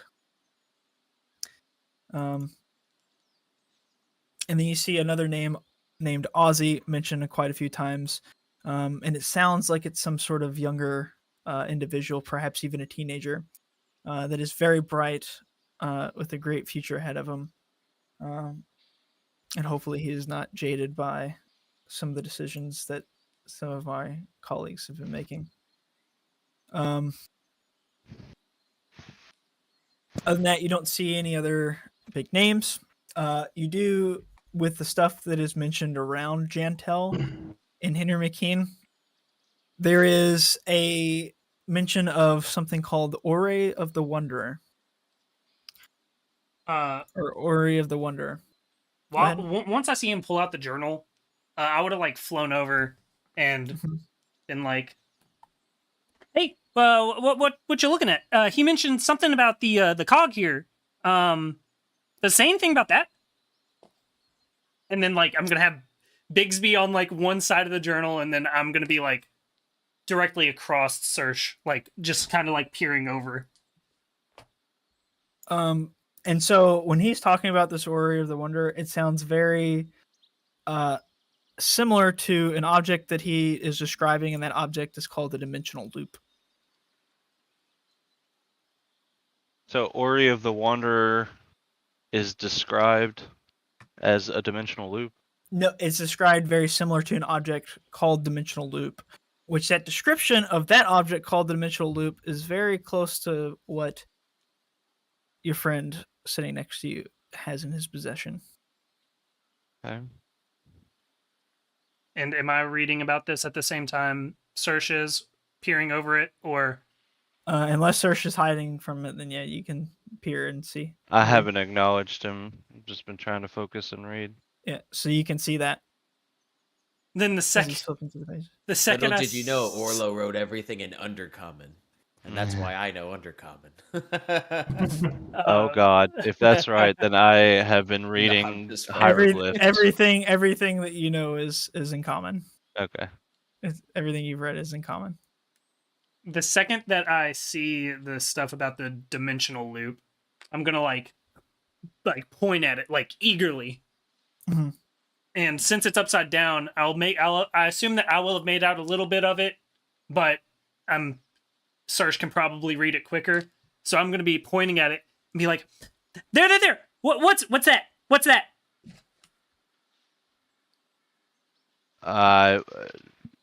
Trying to understand it myself. Give me 1 second, and I'll continue to read. And so I've been able to gather that the object dimensional loop has been used as a component in this Ori. Yes, of the the dimensional Wanderer. loop is a component that can be used with the Ore of the Wanderer. All right, then I will, after acknowledging that, say the only thing that makes sense to me, friend, is or not friend, but I don't know you. I'm just kidding. The only thing that makes sense to me is whatever you're holding is called the Ori of the Wanderer, and it contains something called dimensional loop, or it is called dimensional loop. So what he is holding is the thing dimensional loop, and that is a piece that can go into the Okay. Okay. All right. So Dimensional loop. So what's it say about the Ore? only that is a part of it. Basically, they have it in their possession. So what you read is that they have the Orrery of the Wonder, and they believe that if they can find this piece, the dimensional loop, then that would help them be able to much more easily access different planes to gather materials and other souls to use in their research into the automaton army that they are trying to build. So is that implying that Jantel and Henry are the ones in charge of the automaton portion of the work? They seem the ones that are very closely connected to it.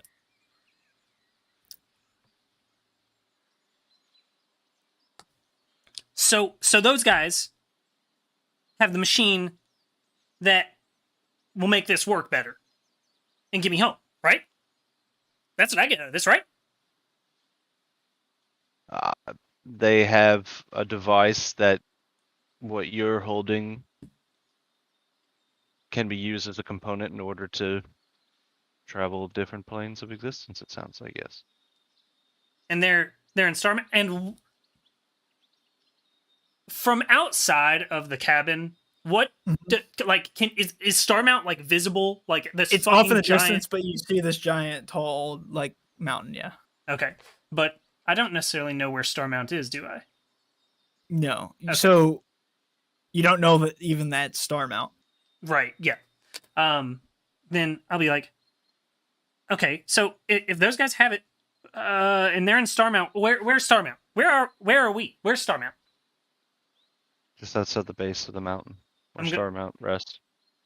Just outside the base of the mountain. When I'll hear him take a step forward and pull out a couple of maps, lay him out, and kind of give him the lay of the land of, all right, we're about right here. Starmount's a little bit to the northwest of us. Just give him a general lay of Brannicor. Yeah. Give me an intelligence check to see how well you comprehend maps. Okay. Me How- or No, How do okay? our friend here, Julep. how does map reading skills do? Is it just a flat intelligence? Yeah. Can Bigsby help? This is Ability Bigsby, no check. maps. It's an ability check. Sure. He's familiar. Sure, we'll see if Bigsby can help. I want him to just end up fucking just pointing at something. 12. 12. 12. You got a pretty firm grasp that, I mean, it's a map. You We're look at here. it. Starmount's there. Yeah. Could have seen the mountain from outside. Yes, and you can also see the mountain from outside. Okay. Yeah, I think I got it. And then I'm gonna immediately like fly up to what side of the cabin would it be from here? The mountains, Starmount's over this direction, like the bottom left side. Okay. Then By the way, if y'all don't remember, this entire wall, like right here, has been blown out. Right. and then I'll kind of fly over here to where I can see out, and Yeah. I see it. I see Starmount. Yeah, you see the mountain, yeah. That's where I gotta go. And I'm looking back at Sersh and Ojutai. I'm gonna look at Sersha because I'm assuming I haven't heard any of this other than where's Starmount. Yeah. Is that where he needs to go? The device that will take what he's holding as a component to get him home is in Starmount, it seems. I'm just a little worried about bringing said component to the device when everything in this journal So what does Joel up to? points to, I'm it being I'm used for the listening to wrong him at this reasons. point. Okay.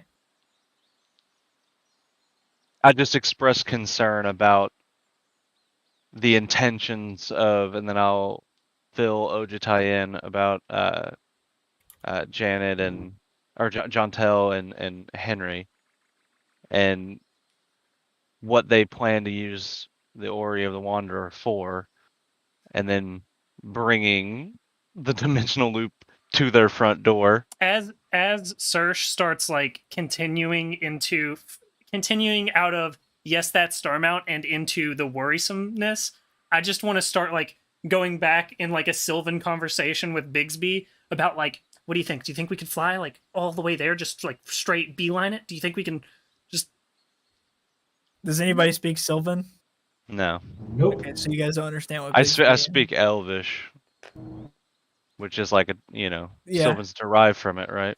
Yeah, you pick out a couple of like words and you hear just the terms like Beeline Fly. yeah, but no references to he might just be telling Bixby to fly. Yeah. What's Biggs? Is Bigsby shaking his head yes or no when I say this? Whenever you say like Think we can beeline it? you see Bixby kind of kind of fly next to you and you see him just kind of Oh my god. and he kind of does that with his little hands. And then and he just looks at you and he just I tap the spies murmur, and I say to Ojitai telepathically, "You might want to prepare a hold person." Hoppy's like, that what? would be a good idea if I had any key points. And so, wait, Harvey is in there. I forgot about that. And yeah, Harvey does have the spies, remember? Is he Did you say doing when you anything? said something? Oh yeah, okay. What was the restart that conversation to start the spies, remember? Oh, yeah, I would just be speaking to Ojitai and like, it might be in our best interest if you prep a hold person. Don't worry, I'm not going anywhere. I'll just respond back. I'm a little tapped. We might need to keep him here for a little bit, talking if we can.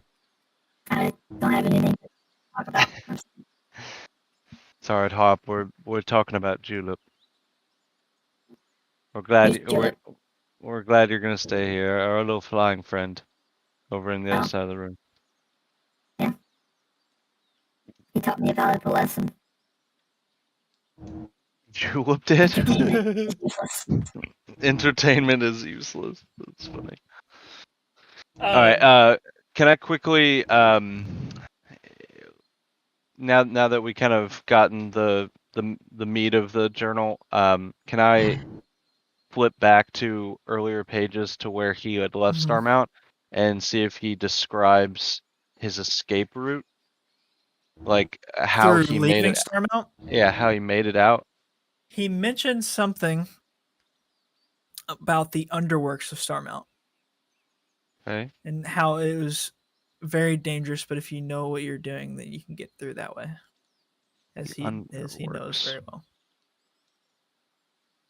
Okay, no identifying location or Mm-mm. just the mention of He it. says that he escapes on the south part of the mountain. That's where he comes through at. Okay. I'll see as I finish reading that and kind of look back up toward Ojitai and see Julep and Bigsby doing their dance. I'll kind of holler out and be like, "Oh, you ain't thinking about flying up there, are you?" well, honestly, I don't know. I think I can make it. Yeah, Bigsby here. He says that we're good, and I'm assuming Bigsby's just like, Bixby's just yeah, Bigsby says we're good. He's pretty smart. However, are there going to be more of those big guys out there? Like the ones that we just blew up. Probably a lot of them. Where you're planning on going is where they originate from, so yes, I'm sure there will be more. That's what I was about to say. I'd just give a bit of pause before you skedaddle. You're gonna be flying into a hornet's nest. You want to use that machine to get home. Yeah.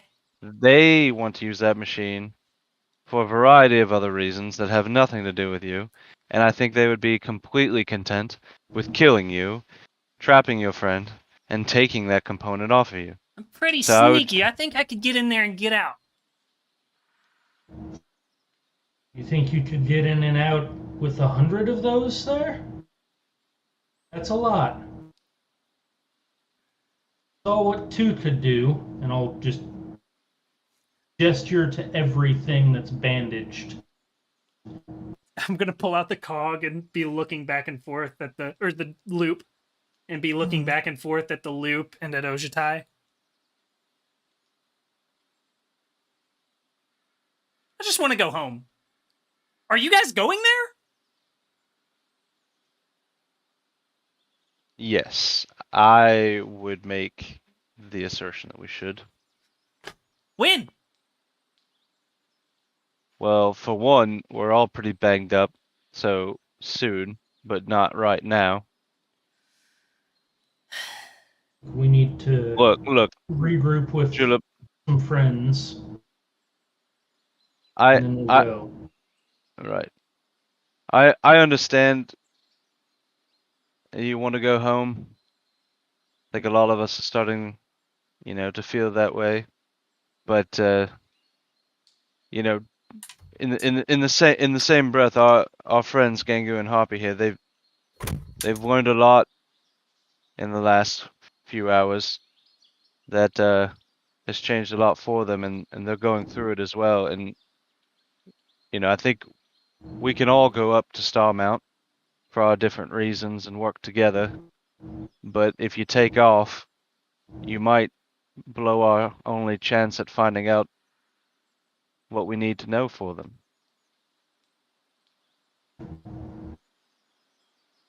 Why does W start with a D? Is this in the spy's murmur, or is it just out and about? Just out loud. Why does what? W start with a D.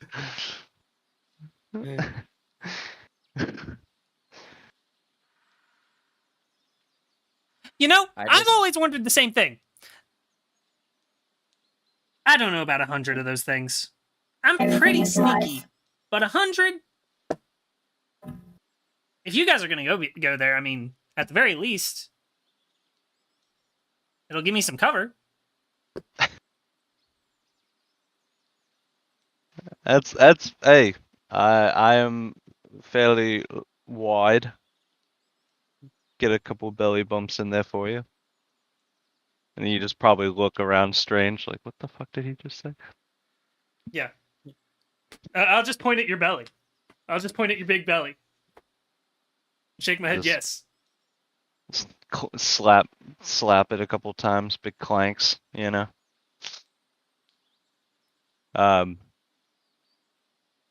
Is Orlo still knocked? Yeah, Orlo's still knocked. Well, that's Gangu, Hoppy. What are your thoughts? Do you want to? My thoughts. I don't think you want to dive into those at the moment. Yeah, I understand. I'm questioning everything. Oh no. So she said, we're all trying to get home, but here I am at home, and I hate every second of it. That's a beauty about that thing we were just talking about. Perspective. Can always find a new home, Gangu.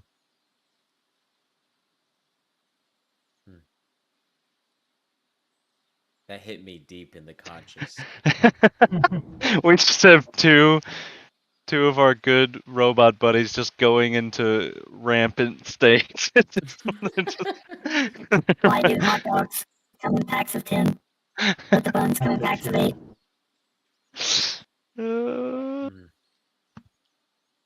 If I'm from a repurposed soul, why don't they just let my soul rest? Why do they have to bring me back to hell on Terranthrial? Good catch. Because they're selfish. And they want to use you as a means. but I think we're all in agreement that we're gonna fight for you to find your end. I'm tired of being used. That's exactly So right. I'm ready to go home. Then let's go. Then let's go make a place. Place. Starting with burning Starmount to the ground. No? And how do we accomplish that? It is made of rock. We're gonna need a big fire. Yeah. Dude. The dragons have fire. So is Orlo They do hard. is he gone? No. He's just unconscious. I can make him gone. No, I don't think that's necessary. I was reading in his journal. There's the path he used to escape Starmount, and it seems the one that he was continuing to use to go back and forth if he needed to is at the southern base of the mountain. Something called the Underworks of Starmount. Does this mean anything to either of you? No. Maybe The to way he's, me. yeah? That's where I came out at. But I don't remember anything about leaving Stormount, just that I was on the south side originally in the woods. Do you think you could recognize the exit point, or do you just remember the woods? Maybe. I don't know. Perhaps. Okay. That's a good start. Thank you, Harvey. You're welcome. Treasure.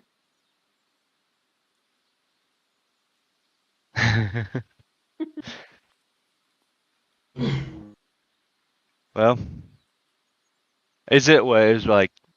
We went first thing in the morning, so it's got to be like what, like early afternoon or mid afternoon or something. Yeah, it's like early afternoon. Is it Well, tomorrow at noon that Rango expects to go back to? I believe so. Okay. well, we can still, enact our plan of two-pronged, attack and hopefully find more information for you all, and so go from there. I mean, it's going against a established conglomerate of the world, the greatest scientific minds. Yeah, it's another day for the gold bringers, huh? It's another day. And another day. And another day.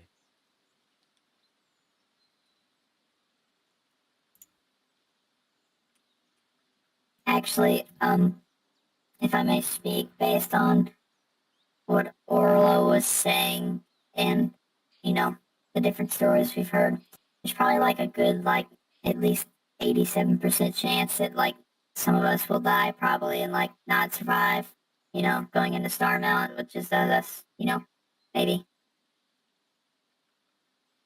Yeah, it's probably true. Mm. It'd be glorious, though. Why can birds fly? Thrust. Why can't I fly? It is a You question are for the ages, very Gengu. heavy, Jingu. No thrust. Gengu, don't let them tell you what you can do and not do. You can fly. I believe.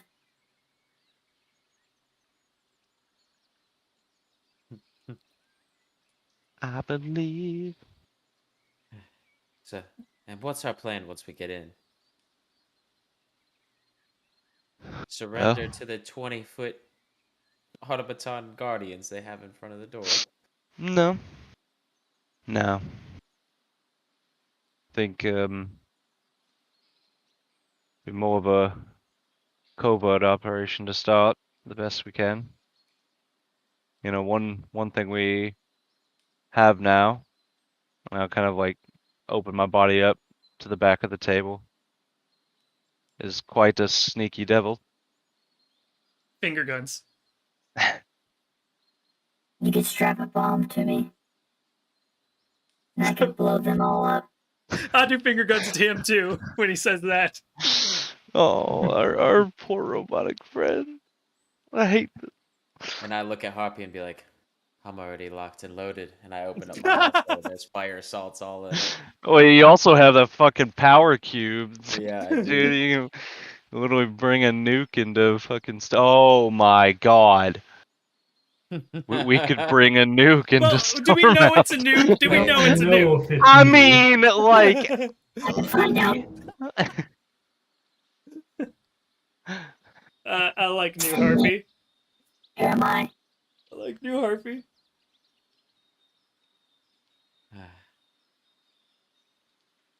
All I know is I saw those buggers come out of that portal and whatever this cube's responsible for, I don't want to see those things again. yeah, I sort of get lost in that idea, and I pull out Brainfoot's,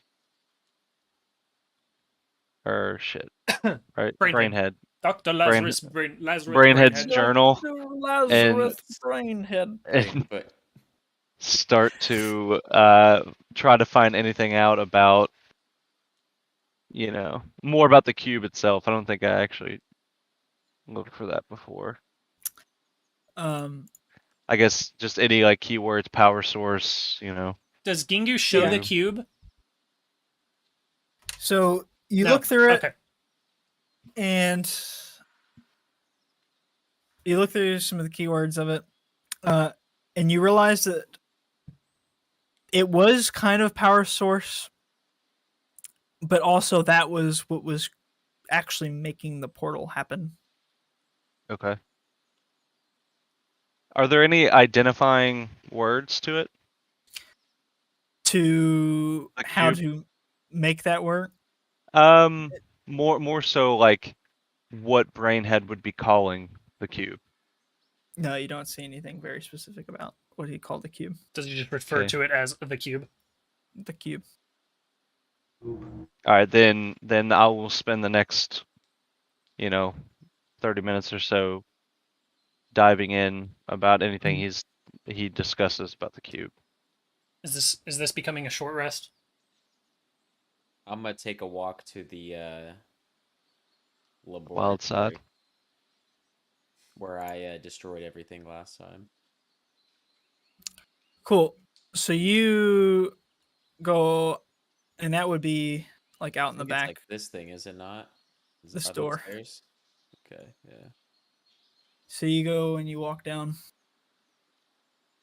into his little workshop, and you can see that it's been cleaned up quite a bit.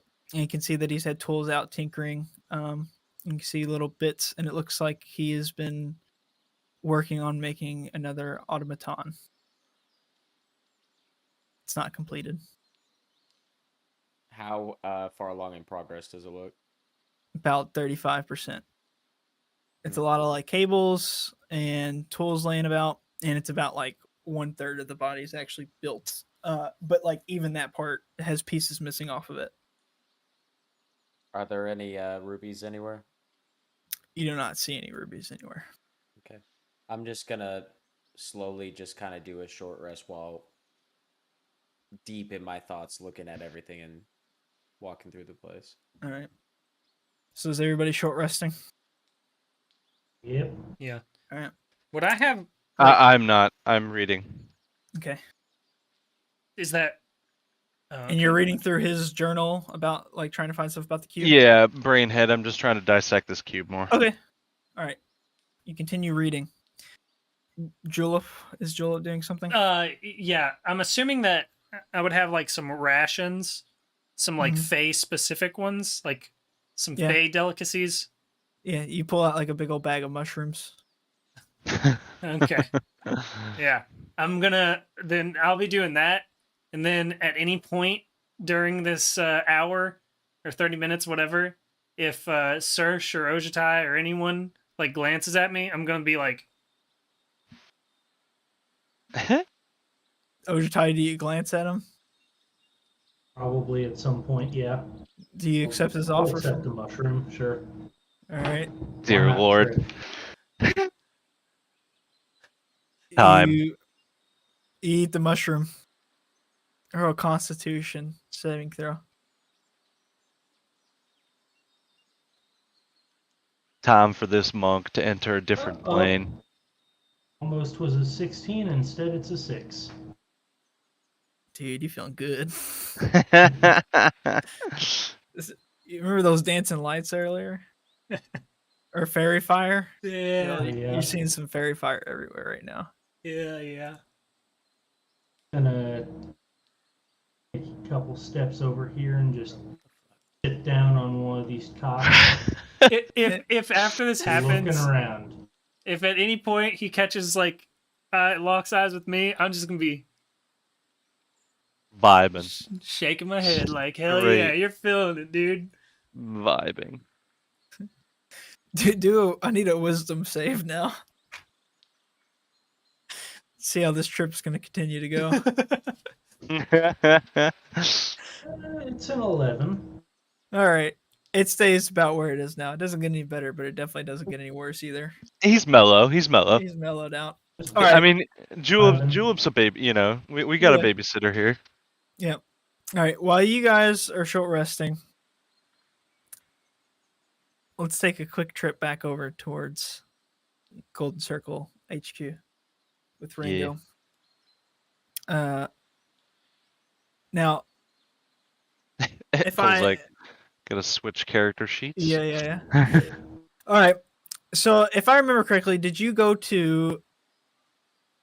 Have we done anything with the deceased members yet? Have you taken that trip? I don't know. Did last session? Last session did Mammon make an appearance?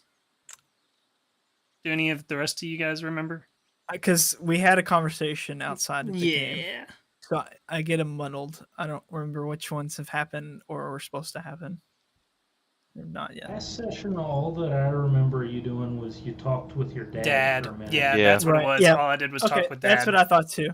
So you Yeah. have not done the other thing. You're Yeah. about You to like- go eat your mom's like best dish. Yeah. Yes. Yep. All right. So dinner is wrapping up quite nicely at the Golden Circle residence here. Yeah. At the Capolelo residence. Yeah. Everybody's filled to the brim. Does Ringo wish to make that trip? I assume that it would happen at some point before I leave. Okay. So, Would you like it hour to be later. right before you leave? Yes. Okay. In that case, your father comes back afterwards. You guys are sitting down in some nice leather chairs in front of a fireplace. Your father is smoking a pipe as you guys are sitting there. Rango, Boy.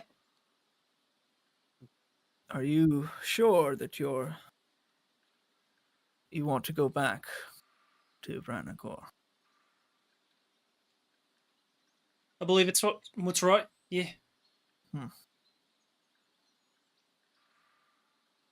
Well, I can't send any materials or power or manpower from the Golden Circle itself, as that is not. I'm not allowed to do that without counsel of the other members of the circle. But what I can do is help you with maybe a personal effect of mine. how do you plan on returning to your friends? Oh well, in the time I've been gone, I've been keeping track of different teleportation circles. Hmm. So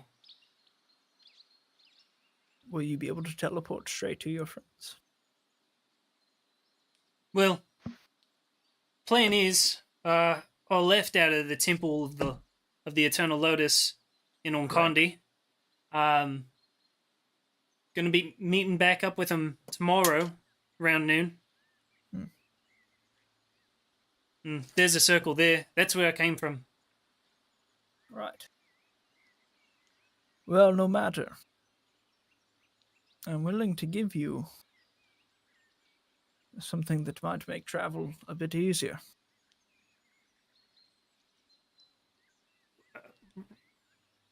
And that might be.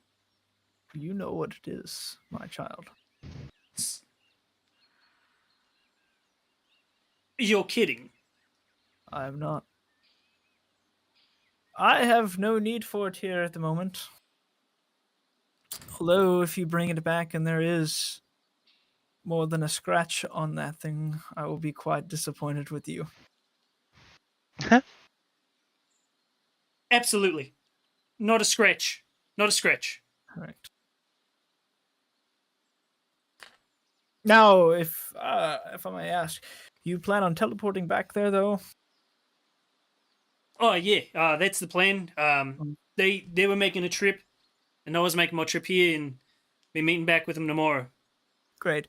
Well, in that case, you can't teleport that whole thing. I need you to probably meet with the mage, the head mage Archimedes, before you leave, and have him perhaps reduce it, put it in some sort of magical capsule of some kind. Sure, absolutely. Great. Please take care of this thing. You have my word. Very good.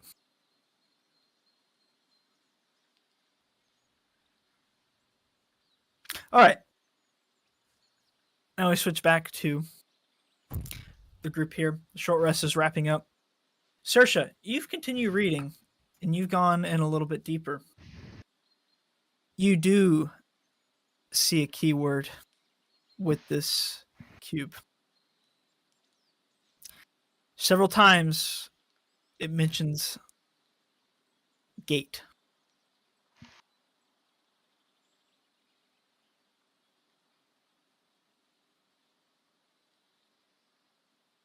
You're muted, by the way. Why? Why big mute? Don't like. Okay, alright. Gate. Makes sense. Alright. I'll close the book. Or restash it. And I'm gonna go meet Gengu in the lab. All right. You go down. Gengu's standing there. Gengu, you're in your like standby state, correct? Yeah, I probably took a seat at some point, but yeah, I'm just deep in thought in a standby state. All right. You see Gengu is in a standby state. Um. Urtai, your trip is weaning off, by the way, at this point. Good to know. You're having a nice come down. um. Hey, Gengu. What's up, Serge? Hey, I was reading more on Brainhead's journal, and would you mind if I took a look at the cube for a little while? Yeah, sure thing. Oh, Just and grab it. make sure you give me that cloak back. It's my wash rag. You grab the cube, and in your hands, you can feel it just coursing with energy on the inside of it. You realize that there's different shapes and symbols on each side of the cube. None of them are identical. They're all different. Okay. I'll place it down in the middle of the floor, or maybe on one of Orlo's sort of lab tables. And and unfurl the cloak on it, clock all that, and then I'd like to start to perform an identify ritual on it. All right. It might be overkill, but might as well since we have the time. Great. You identify this item is called a cubic gate. A cubid gate. Cubic. Cubic gate. Holy shit. Yes. Would you like to let the group know what it is, or would you like me? Yeah, no, go right ahead. You can describe it. All right. So this cube is full of magical energy. It's a 6 sides. It is a cube. And there's symbols on each side. Each of these symbols are linked to a different plane. Cool. You can use an action to press one side of the cube to cast the gate spell with it, opening a portal to the plane key to that side. Alternatively, you can use an action to press one side twice. You cast the plane shift spell with the cube and transport the target to the plane key to that side. The cube has 3 charges. Each use of the cube expends 1 charge. The cube regains 1d3 expended charges daily at dawn. Shit. Okay. After now coming into all this knowledge, I will focus back on the runes on each Mhm. side. Is any of the sides runes look elvish, or like it could be Sylvan? You see, one side has a big old mushroom on it.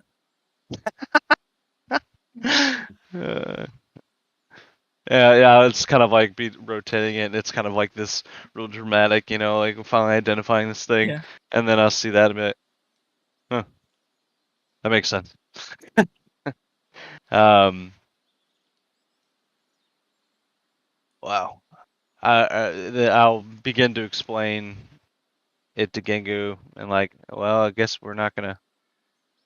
Um, well, looks like it's not a nuke. I think I could have told you that. It's been inside me for 2 days now. But man, Gengu, this thing is, if Dr. Brainhead could, I mean, maybe he could control it. He just didn't know what he was walking into in that plane. But we can just send Julep home right now by the looks of it. Oh. Julep's kind of the last of my concerns at the moment. Fair. About this time, Orlo begins stirring from his forced slumber. He's not fully conscious yet, but Odatai, you do see that he is beginning to kind of groan and wake up and rub his head from the big headache provided by Saoirse. At this time, while he's waking, I'd like to still be sitting at the table, and I just want to have Bigsby riding the bicycle like in circles in front of me while both of Okay. us are tripping out. So, Orlo said my soul was from a child, and I can't get this thought out of my head, and maybe you'll be able to help me out. Do you think my parents are still out there?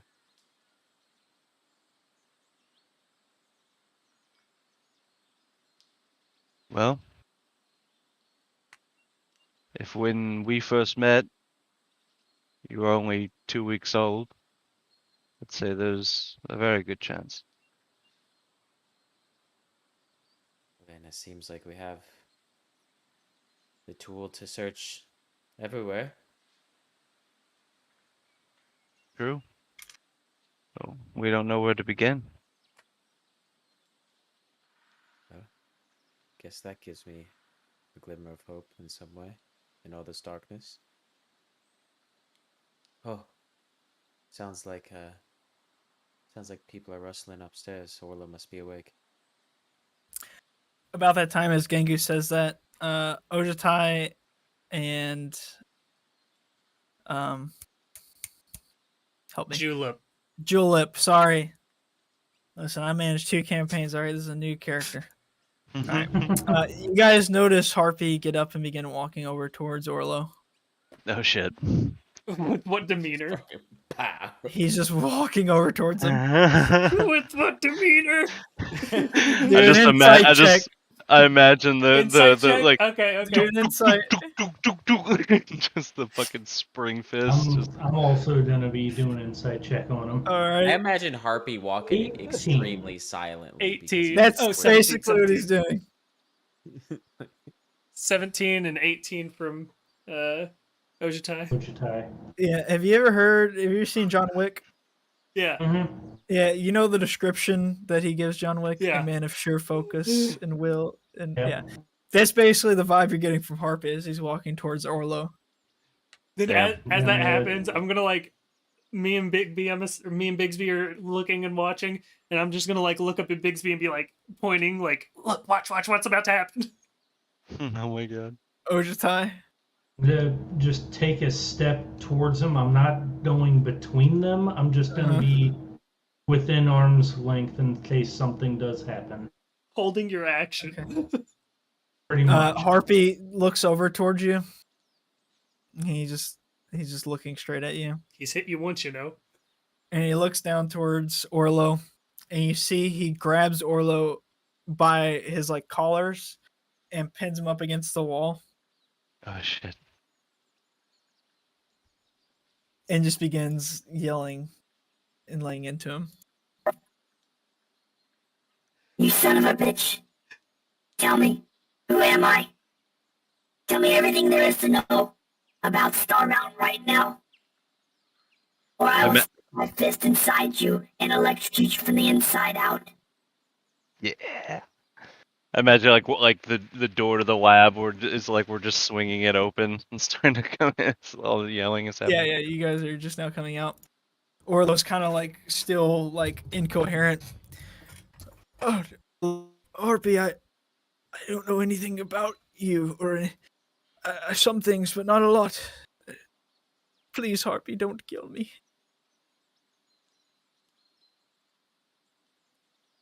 I'm What do eating you want to mushrooms know? like popcorn at the moment.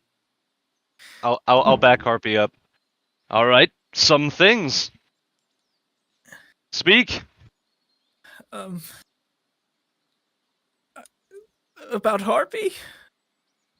I mean, I'm not the one with my hands gripped around your throat. That's very true. Listen, Harpy, all I know is like Gengu, your soul was taken from another plane. I don't know where you've come from before, but you were in the Infernal, I believe, is where they found you. I don't know anything about your past or how exactly they came across you. That's it. That's all I know about you, Harpy. That's And what about me? Gengu walks in.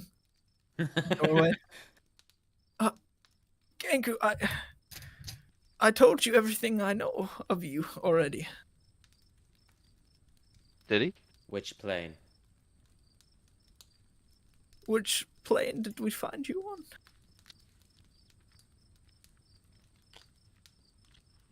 What is death staring him? I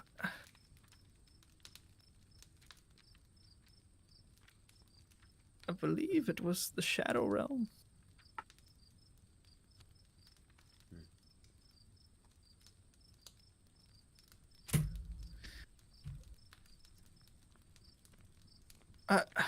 Gengu, I swear that's all I know. I don't know anything about your past life. And you thought you'd play God and bring me back? No, I'm not the one who grabbed you. That was McKean. McKean? Yes. The Yes. Soul Selector. Yes, under orders of Jantel. They work together, traveling plane. They're part of the planar travel department of Starmount. You see, I was merely working with, the automaton section. They would bring souls sometimes. Sometimes they would. Well, only twice I know of. They paired with host. You and Harpy. The other ones wouldn't take. So the rubies and your guardians. They were brainless, controlled by me from afar. That pennant you took from me. Ready to accept its host at any moment. I'll pull out the pennant I'm about to say, what? as I continue eating the mushrooms. Also, No, whenever you guys walked in the door, where was the cube? I assume I would have given it back to Gengu to put Yeah, back wrap into it his back up. chest. Okay. Put it back in the chest. I don't Yeah. let Pixie Boy ever see the cube. Listen, I'll be honest with you. I'm just scared. I'm gonna start tapping on the fucking pennant. Like, just fucking with it. I'm just scared, Gengu. Listen, everything I know seems like it's under threat from these dragons that have come back. These kobolds and lizard folk that seem to destroy our way of life. And I'll be honest with you, I am terrified of the thought of death. Keeps me up at night with my old age. Sometimes the thought of death for me is more peaceful than life itself. That is very sad. We should get you a therapist. No. Perhaps.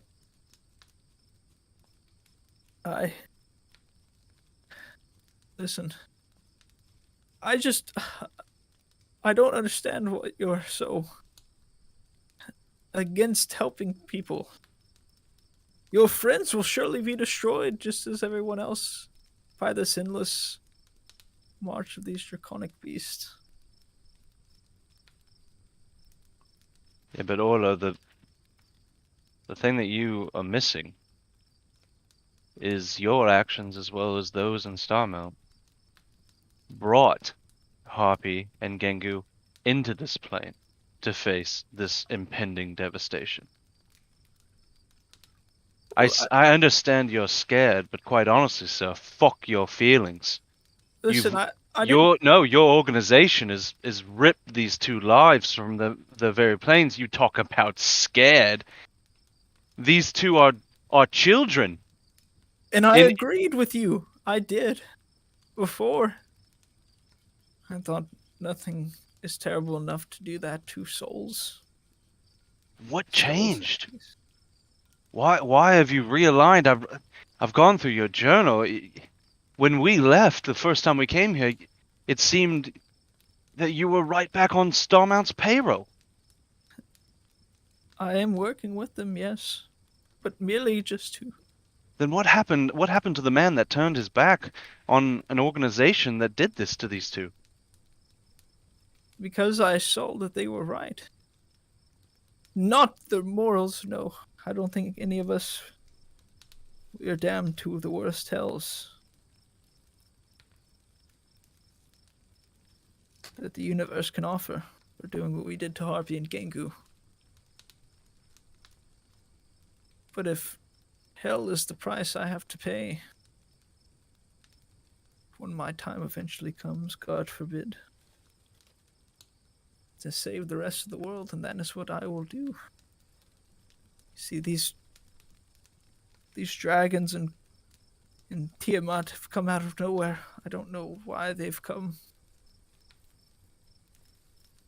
But they are destroying things. When I've only seen Starmount help and assist people, they've taken refugees from me and escorted them back to Starmount for safe passage and shelter there.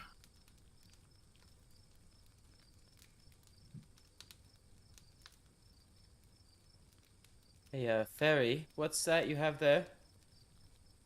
Okay, when I'm tapping on this and fucking with it, at any point does anything happen? Are you tapping with the thing? Yeah, the The ruby pendant. pennant. Oh, the ruby pennant. Nothing's happening. Okay, then as I'm, tapping away at that, and Gingu says that, I'll say, "Oh, it was that guy's. He said that it controls the automatons." Yes. And then I'm gonna go Jeez. back to fucking with it.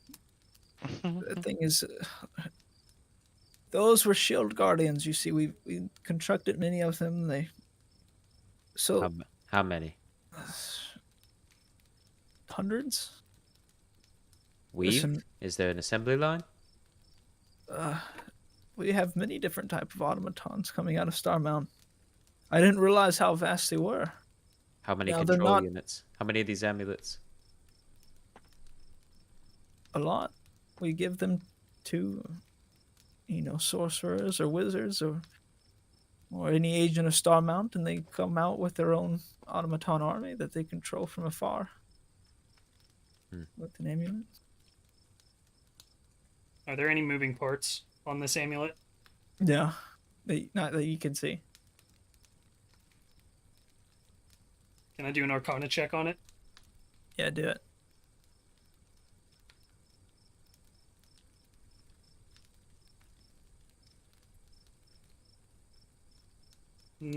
Natural 20 with Bigsby's help. So you know that this is called a Master's Amulet. It is a wondrous item. Every Shield Guardian has an amulet magically linked to it. A Shield Guardian can have only one corresponding amulet, and if that amulet is destroyed, the Shield Guardian is incapacitated until a replacement amulet is created. Shield Guardian's amulet is subject to direct attack if it isn't being worn or carried. It has an AC of 10, with 10 hit points, and immunity to poison and psychic damage. Crafting the amulet requires 1 week and costs 1,000 gold pieces and components. Which I said is a ruby, so it actually costs way more in this world. Shield Guardian's solitary focus is to protect the amulet's wearer. The amulet's wearer can command the Guardian to attack its enemies or to guard wielder against an attack. If the attack threatens to injure the wearer, the construct can magically absorb the blow into its own body, even at a distance. And he only had one of these. That you found. Got it. Okay.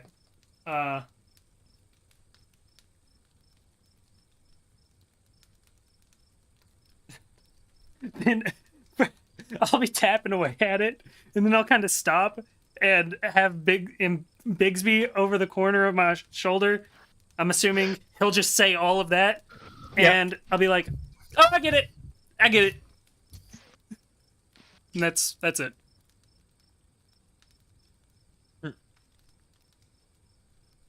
Yes, we use things like that for all our automatons.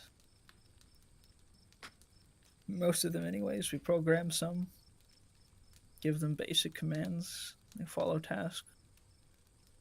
And can they be reprogrammed to, let's say, take over an army? Maybe? What do you mean?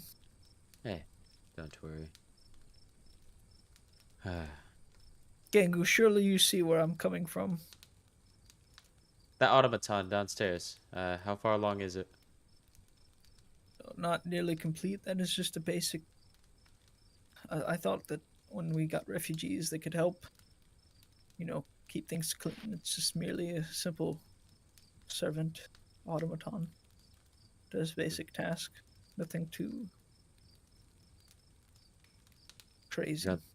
You don't think it could hold consciousness? Perhaps. I don't know.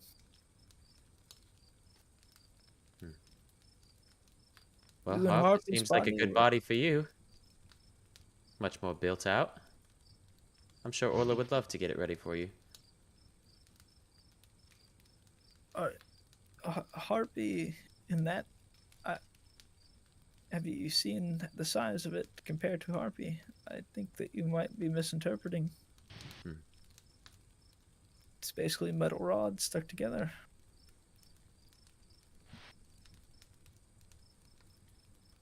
Sounds like you can't help us here then. Alright, another useless avenue to go down. So what's the plan, guys?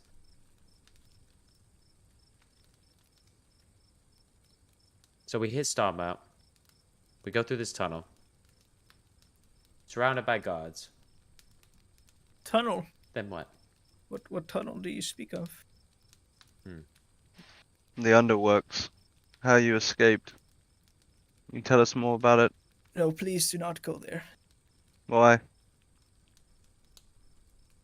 You'll die. How did you not?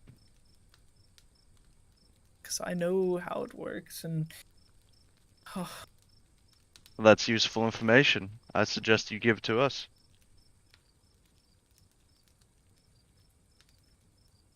I'm not really in any kind of position to make a deal with you. But hear me out. If I agree to help you get through the common works, the underworks, into Starmount,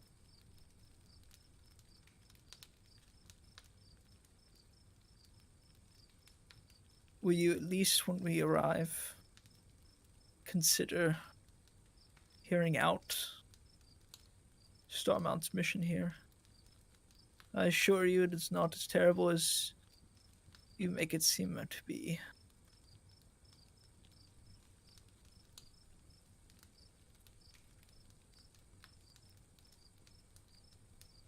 Poppy and I are not going.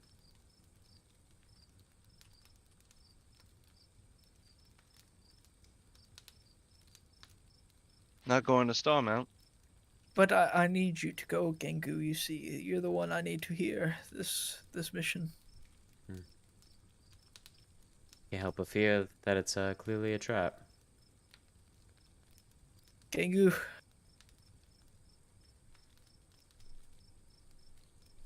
As much as I regret, I will give you my word. If you hear the message and you do not want to join or assist, I will not force your hand. And insight check. Roll. Man just tried to kill me. 19. 19. Oh, goodness, sorry. You feel like he himself would never, he would not try to absolutely force Gengu. But he's worried about the others. Yeah, perhaps. Well, Gengu, I believe him, but I don't even think he believes himself. That made no sense. His colleagues. Yes. They're a bit more hard-nosed than I am, but Yeah. One cannot speak on the actions of others. I understand. listen, do not go there by yourselves. You will surely, at least some of you will perish. I'm not even sure if I can get you all through.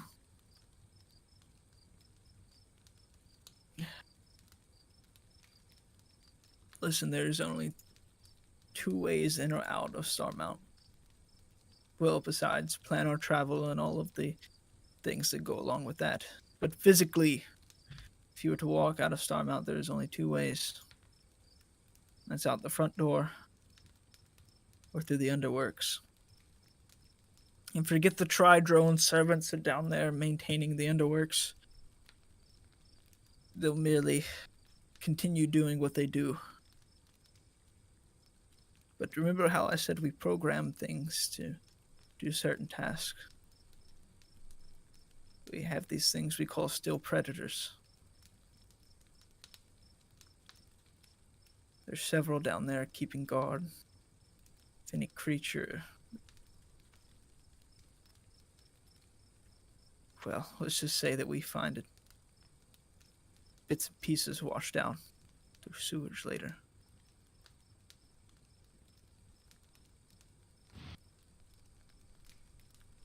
They are deadly, unrelenting, unreasoned with. You see, they've been programmed to do nothing but kill any life that comes through that way.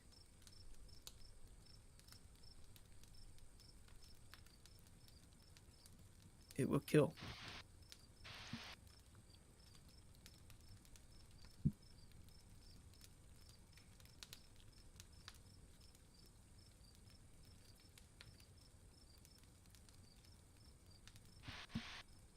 Now, the Tri drones, if they see you, they will alert these steel predators. I can maybe help you take the path that I took to get through without being eviscerated by these things. But as I said, I was just me in Gangu.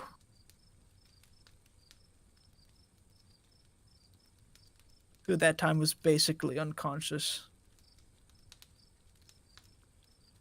Just conscious enough to walk and listen to my commands.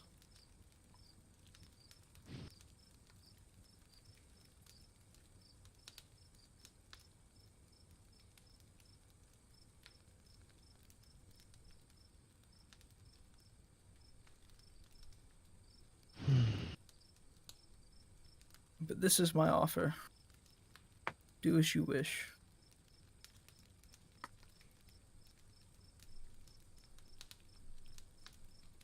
I am scared to die. But if that is my fate, by your hand or another's, or by time, so be it.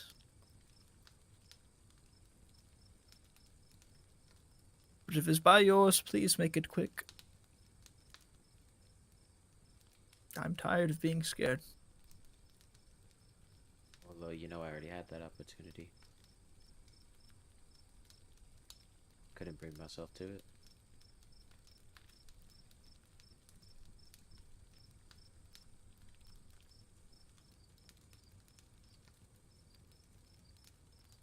This world doesn't deserve you, Gangu.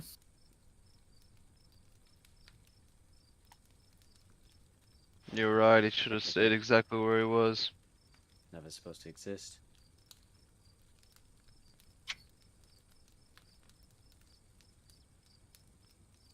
Perhaps it's fate that you do. I've never been much for religion. Fate or eternal punishment? Can't quite tell.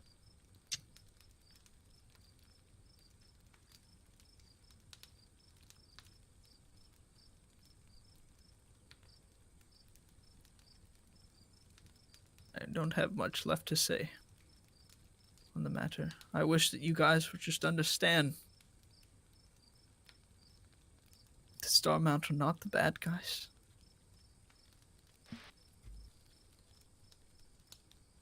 We've done bad things, immoral things, but only to help to save the world as a whole. Quick question for clarification. Mm-hmm.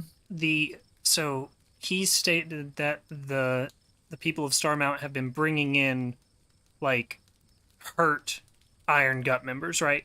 Like Refugees, like civilians. not members of the Iron Gut. No. Oh, okay. Okay. I thought that was said at one point. I don't think it was. If I did, then I misspoke. Okay.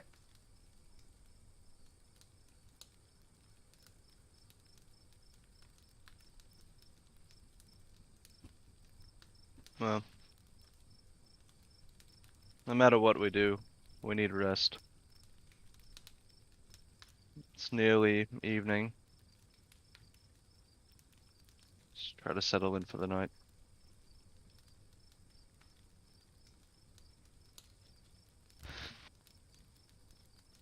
I'm still not happy with what I've heard. Perfect.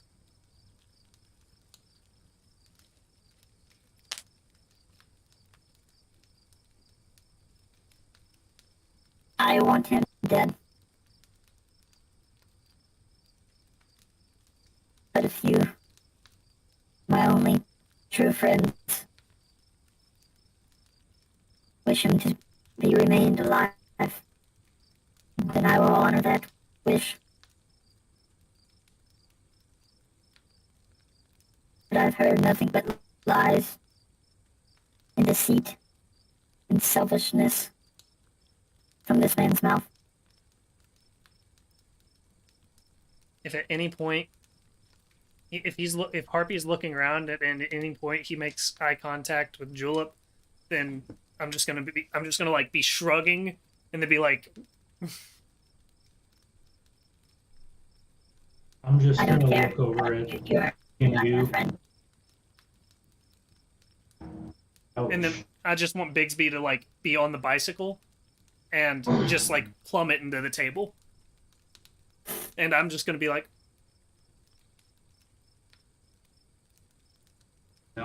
If you were me several months ago, that would have got me chained in the pit for several days for failing a performance like that. Amateur. I'll look at Gingu and just say, this is that the Bigsby. choice you and Harpy need to make. Well, I had my choice, and I spared him at the time. I couldn't get myself to do it personally. But if part of me wants to hear him out, part of me wants to get it over with. So, Thank you. guess it's get emotions out of it and logically speak, and I think you two should make the decision.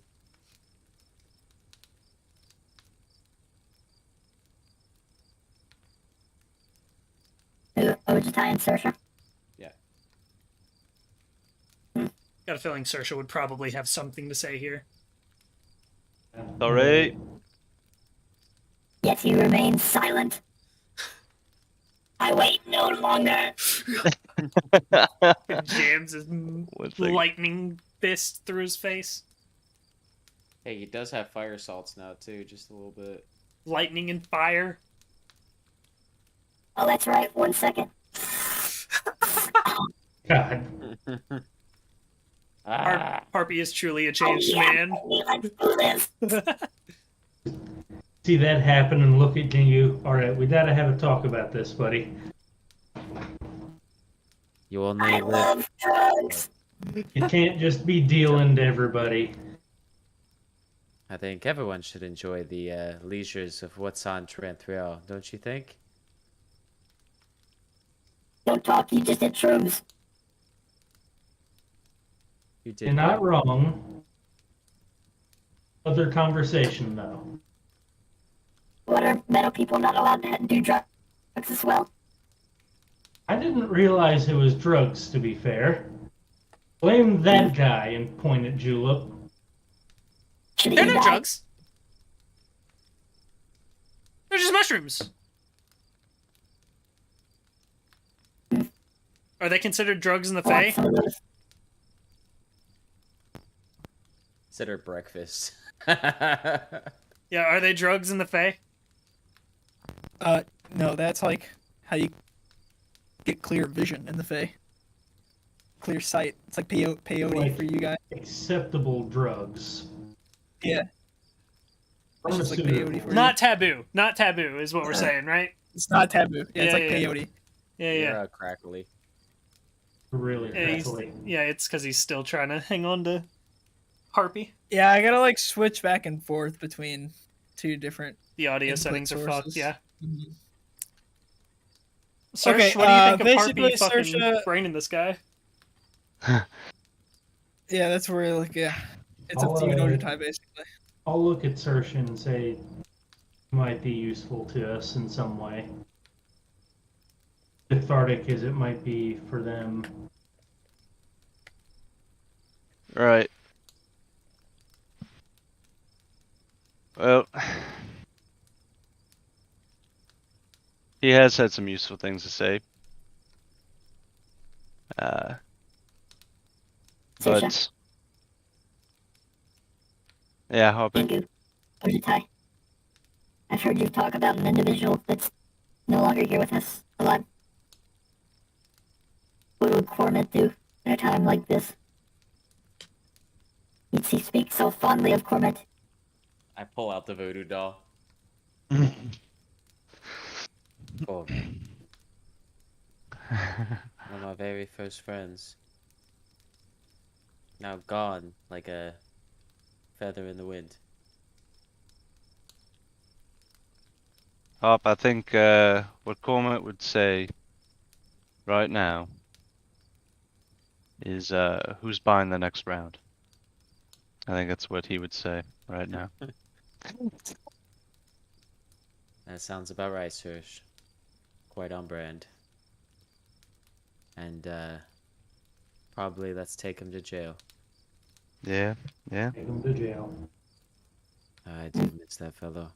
Speaking of fellows, where's Rango? Think it, Around here. Ringo went. Did he He get went, dinged on the head? he went He home. missed.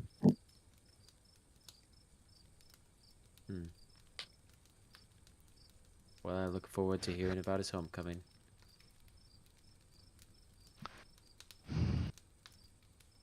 Well, it sounds like we should spare him. He does have a lot of useful information and could get us into Star Map. Whatever you do, please make your decision soon. I cannot bear the thought of dying or not dying any longer. Well, then we shall extend it even longer. No! You will Just- safely get us into Star Mount, and you may or may not die once we're through. All right. I will kind of approach and like, Look at leaving pondering. but the only reason, and I don't want you to forget, that you'll wake up tomorrow is what you have in that smushy little head. No more, no less. If you didn't have information we need, I believe Hoppy could tell you what would have already been done. Harpy just kind of raises his other fist that's not holding him up and just makes it shock over and over again. And So- while you guys are saying this, I'm walking toward him with some rope. Hold him down, boys. We gotta tie him down before we go to rest. I'll be in the lab. I am late tired. You I'm gonna guys try time. Tie him to the bed, yeah. And then I'm gonna Yes. just sit up on these boxes right next to him and go idle for 8+ hours. All right. And so I'll probably say that this long rest will end it. But before this long rest ends tonight's session, we teleport our consciousness back over towards the Golden Circle area. Ringo is now walking out near a local cemetery. When is this? It is like that night before the day that you'd leave. Okay. So it's lit by moonlight. It's quite quiet. There's a slight breeze in the air as you walk into this cemetery that is very small. It's got a nice metal fence with some designs on it and a short stone wall that is in the shape of a square around this whole area. Rango knows where he's approaching. He approaches two graves in particular that are side by side each other. Three graves that are all side by side each other. Would you like to read the names off? Yeah. I guess the headstones that I would approach would all simply read one would read Pesky, one Wiley, and one Rowley.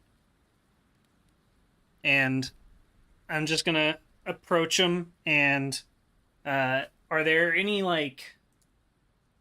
is there any benches around or anything near these? Is it near a path or?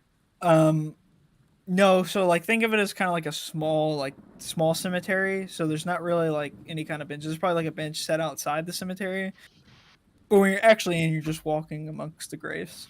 Okay. Then I would have like a light going. I'd just have like fucking Choochie on my shoulder, just holding a coin that's lit up the whole time. And as I like approach the graves, I'll just be standing there over them, and I'll have brought like, or no, yeah, I'll just be standing over them, and as I approach, I'll set down a golden coin at the foot of each of them, Hmm. and I'll be like, lads, I miss you dearly. I wish you could see how far things have come. Meet some of my new friends. It's a pretty fucking wild adventure that we've gotten ourselves into. And I bet you'd love to be here.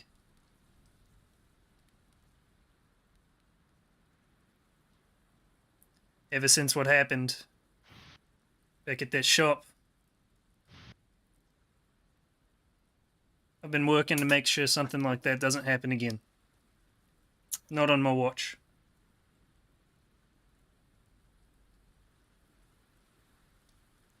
And every day I get closer. Wow, that let me tell you something. That was something Oh touching. god, you from ya. fucking dickhead. Jesus Christ.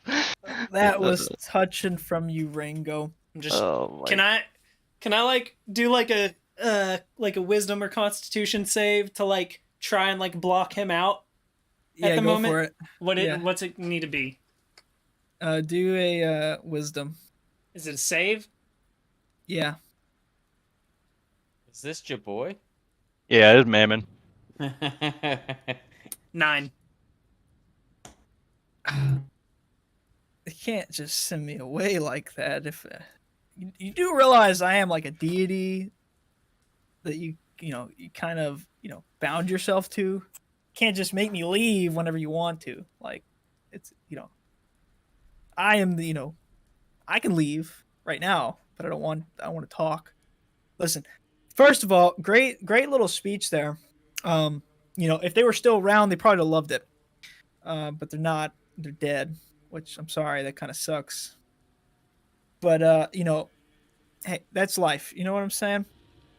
Now, here's the thing: is we did discuss the other day about I mean, these are the reasons that that you came to me. You know what I'm saying? That I would give you the power, hopefully, to not let this ever happen again. And your magical ability, that's from me, obviously. But I made you an offer. I told you, if you sign on the dotted line in the back of that ledger, you can prevent any more of your loved ones, your friends, from death. It's a one-time transaction. I mean, if somebody comes in and raids the whole village, well, I mean, bad luck, but you can save one.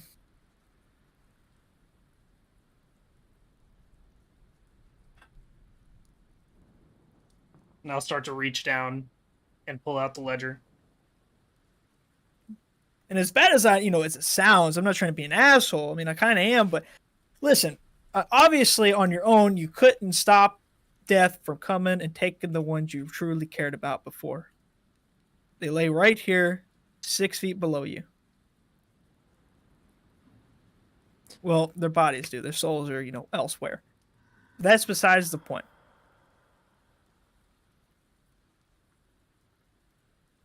I'm gonna flip through to the page with the contract, the new contract. Just sign it. All it says that in the terrible, terrible case that one of your friends or loved ones dies, you can choose to take the place of it. And you won't just be gone to whatever realm. You have to come with me. We'll hang out for all eternity.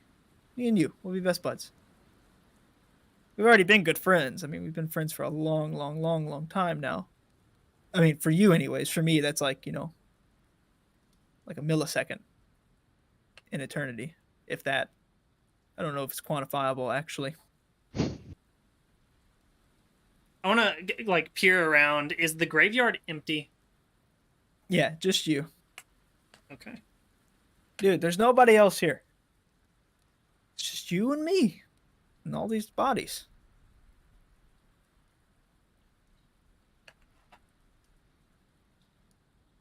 I'm just like glaring at this contract, and I'll say, Mammon, it's never this fucking simple with you.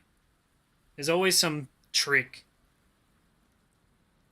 Listen, I told you everything. It's right there on the paper. It says if somebody you care about dies, you can put yourself in their shoes and you'll come back with me, and their life will be spared.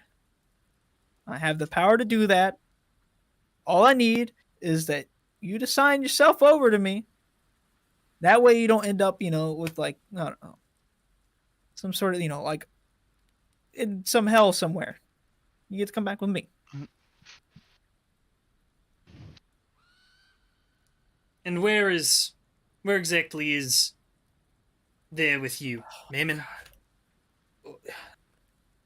This could be so much easier. Listen, it's a nice place if that's what you're asking. Okay? Could I insight check that? Yeah.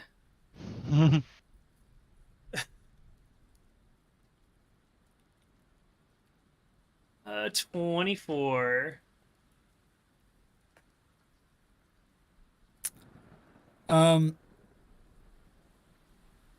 So you get it's not the nicest place to be. Okay. Fine. Listen, I can tell that I'm fucking lying through my teeth a little, just a little bit, not totally. Okay. So here's the thing, okay? Listen. Minerals, that's my place. Minerals, it's not that bad. Look, you went through that swamp. It's kind of like that, it's a little murky. It's like a mire, and it rains nonstop. The dirt's black. There's cesspoods and marshes and oily sludge everywhere. Hell stones that are mixed with stone ice and just, metal shards. Clouds smell. They're yellow, kind of gassy, and the water's putrid. Uh, if normal people drinking it, it would be disease. Not great. But that's not the point. Listen, it's not about yeah. Listen, I know that you grew up in a rich family, but just because it's a shithole, you be in good company. It'll be great. My place, I have a big mansion. It's golden. It's gem-studded palace. It's like a mausoleum. You know what I'm saying? So what do you say? I mean, you can stay. You'll be in there with me. I just want to look back at the headstones. They're not going anywhere. They're going to be right there. The second that he says that, I'm going to slam the book shut. Yeah, and put it back to my side. Listen, I didn't mean to offend you. Listen. And I'm going to put down a platinum piece at each of the headstones. And then I'm going to start leaving the graveyard. Okay. I'll leave you to it. I could piss you off or whatever. I don't know why you're so emotional all the time. Listen, anytime you feel like it, pen to paper. That's all I'm saying. Easy as pie. You just sign your name on there, and then it's done. Okay? All right. I just You're one of my remain silent. boys. You know that. You're one of my boys. I care about you. You know, I would never do anything to hurt you. All right. Yeah. Okay. Listen, I'm gonna go do things around the place. I gotta, clean up, make it nice for whenever you eventually come here. Cause I know you can't. So I made you an offer you cannot refuse. You see. So okay. Well, you have a good one. Be in touch. Don't say anything. I'm just Okay. walking out of the graveyard solemnly. All right. That's it. He leaves your consciousness. You walk out solemnly from the graveyard. And that'll be that. Yeah, I think we just take a long rest, right? Yep. You guys are taking a long rest. We'll come back out of a long rest. You Is guys will make your choices. is Rango also taking a long rest? If do you want to go to bed for the night? I suppose, yeah. All right. And then hit up the Archmage tomorrow Yep. before noon. Correct. All right. Well, Hell good yeah. session, guys. Heck yeah, that was fun. All right. We will try. Is next Sunday cool with everybody? Be good with me. Oh, I believe so. All right. Because if we needed to do a midweek session, it would be a little rough for me. Yeah, that's cool. Yeah, it's just fun on Sunday. Okay. All days are as equally as awkward as the other ones. So, Heck yeah. but yeah, I get off work every single day, and then I have like an hour to plan food and all of that, and then Yeah. eat, and then go. All right. Cool. Well, then we'll shoot for next Sunday. Cool. Good session, Yeah. everybody. Okie dokie. Tell the stream sayonara. Sayonara, you soon. everybody. Nighty Peace. night.